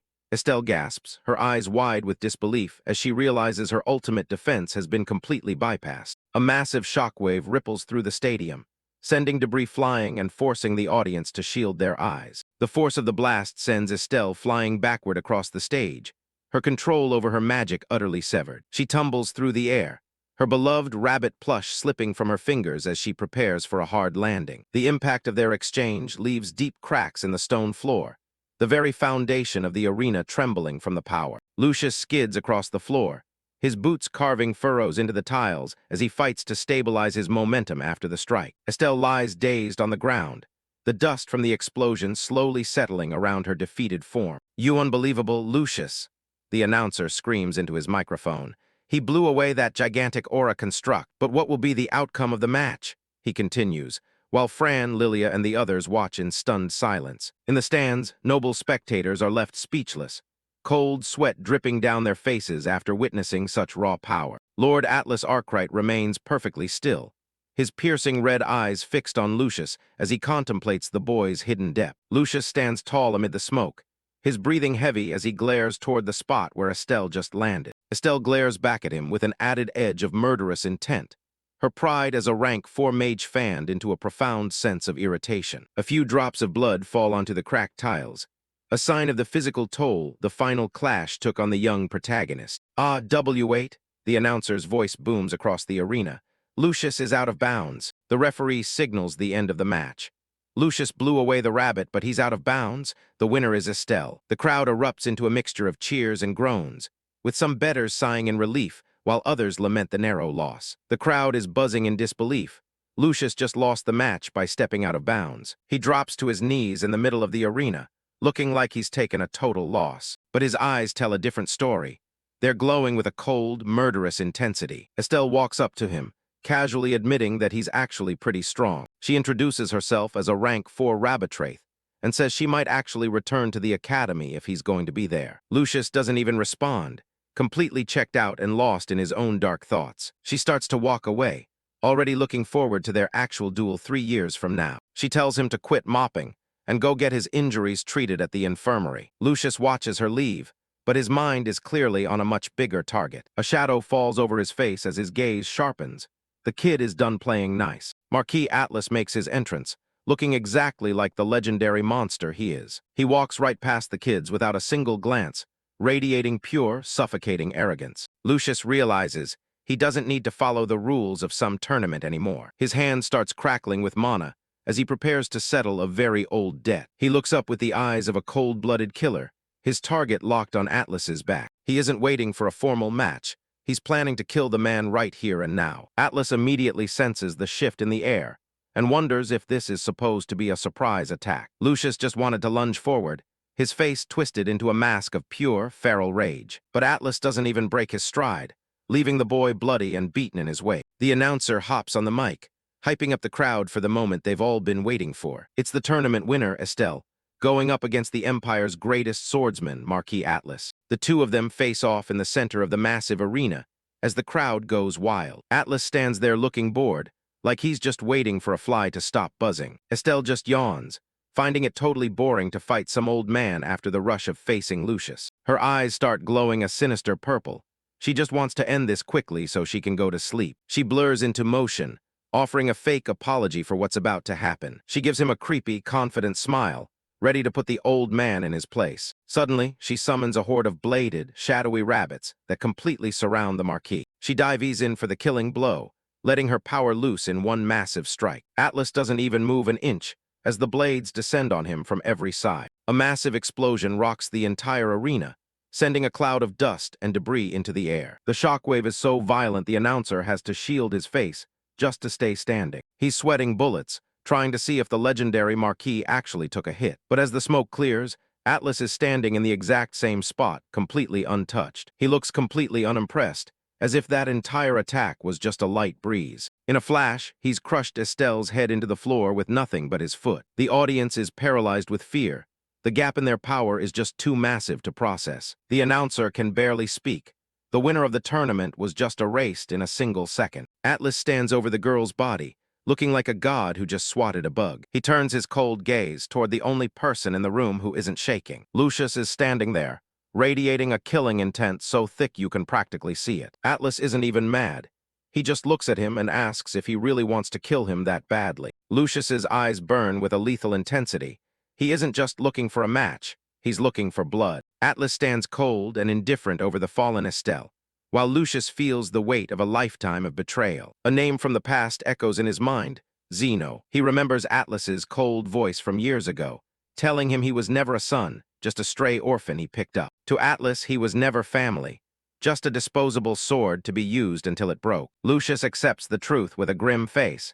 He's far from the disposable tool he used to be. He begins his slow walk across the arena, every step heavy with pure killing intent. The sound of his boots clicking against the stone floor is the only thing cutting through the silence. He promises himself that he'll make Atlas suffer so much he'll wish for the death he once gave him. As Atlas starts to walk away, a massive wave of blue mana begins to erupt from the boy. Atlas finally turns his head, those cold red eyes settling on Lucius for the first time. Lucius walks through the flickering blue flames, telling him he's thought of nothing but this moment for 12 years. He stops just a few feet away, the air around him crackling with raw, unrefined power. Atlas looks him up and down, but there's no recognition in his gaze.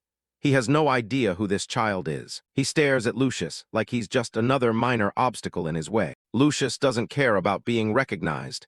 He just wants the man dead. He slams his foot down, shattering the floor as blue energy surges through the entire arena. With a roar, he tells Atlas that he doesn't need to know his name, only the pain he's about to feel. A violent shockwave of blue mana and lightning tears across the ground, heading straight for the Marquis. The entire center of the arena begins to cave in as the sheer pressure of Lucius's aura expands. Atlas remains completely still, his expression as unshakable as a stone wall. Floating rocks, engulfed in blue fire, begin to orbit the Marquis as Lucius forces his mana to manifest. Up in the stands, the onlookers are losing it. They realize the kid has already perfectly copied Estelle's complex aura replication. The announcer is sweating bullets, screaming into the mic as an unscheduled encore match turns into a total war zone. Lucius launches himself into the air, a trail of blue mana following him like a falling star. He hovers high above the arena, surrounding himself with a massive barrage of mana-infused debris. He sends a rain of energy blades down on the Marquis, each one aimed directly at his vitals. Atlas just continues his calm walk through the storm, the blades shattering before they can even touch his cloak. A massive aura blade slashes down from above, threatening to split the floor in two. Atlas looks up at the incoming strike with a bored, analytical gaze. Lucius doesn't stop there. He gathers every ounce of his mana for one final, devastating blow. A crimson-haired girl watches from the sidelines in complete shock, recognizing the technique as her own. The boy is now the center of a swirling vortex of energy, drawing in the very air around him. He clenches his fists, pouring every bit of his 12-year grudge into this single strike. He dives down like a meteor, aiming everything he has directly for Atlas's face. His face is contorted with pure, unadulterated rage, as he commits his entire being to the attack. Atlas barely raises an arm, waiting for the impact with a terrifying level of composure. Lucius lands the blow, but it's like hitting a mountain. The blue energy swirls violently but fails to break through. He screams at the top of his lungs, trying to force his power past Atlas's absolute defense. Blue lightning crackles everywhere as the two powers clash, but Atlas isn't even breaking a sweat. In one smooth motion, Atlas catches Lucius's fist in his bare hand, completely neutralizing the impact. He looks the boy right in the eye, completely unfazed by the killing intent that would have paralyzed anyone else. Atlas looks down with absolute boredom, muttering a single word, weak. With a casual wave of his hand, he strikes Lucius, dismissing him as far too weak to even be a challenge. The impact is bone-shattering, sending shockwaves through the air as Lucius is sent reeling. Red mana crackles as Atlas pours a sliver of his power into the blow, making the boy look like a ragdoll. Lucius coughs up blood, his eyes wide with shock as he takes the full force of the Marquis's disdain. He crumples to the floor, gasping for breath as Atlas looms over him like an unstoppable god. Without a hint of mercy, Atlas reaches down and grabs the boy by the throat, hoisting him into the air. In the stands, the girl with the crimson hair watches in horror,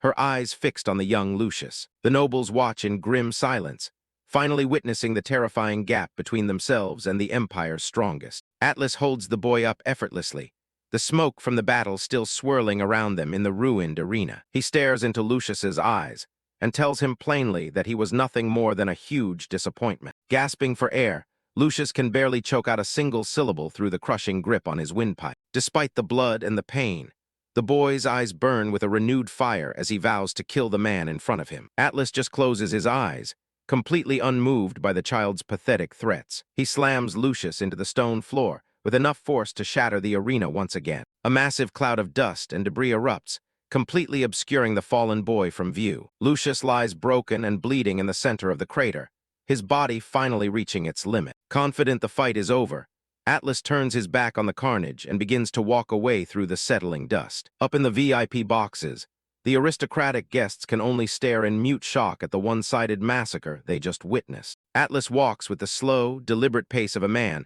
who hasn't even broken a sweat. The arena falls into a heavy, suffocating silence as everyone waits for any sign of movement from the boy. Deep in the crater, Lucius's face is a mask of blood and grit, his eyes staring blankly at the ruined floor. From above, the arena looks like a disaster zone, with deep cracks radiating out from the center of the floor. The announcer finally finds his voice, screaming into the mic that the encore match is over because Lucius can no longer fight. The crowd is left buzzing, overwhelmed by the fact that Atlas took down two elite fighters without even breaking a sweat. As Atlas walks toward the exit, the announcer continues to praise the head of the Empire's strongest family. People are in awe of the fact that the Marquis didn't even have to draw his sword to end the match. Lucius remains motionless in the rubble, looking every bit like the disposable tool Atlas once called him. The announcer asks the crowd if there's anyone left in the world who can even force this man to draw his blade. But just as the tournament is about to be called to a close, the announcer stops mid-sentence,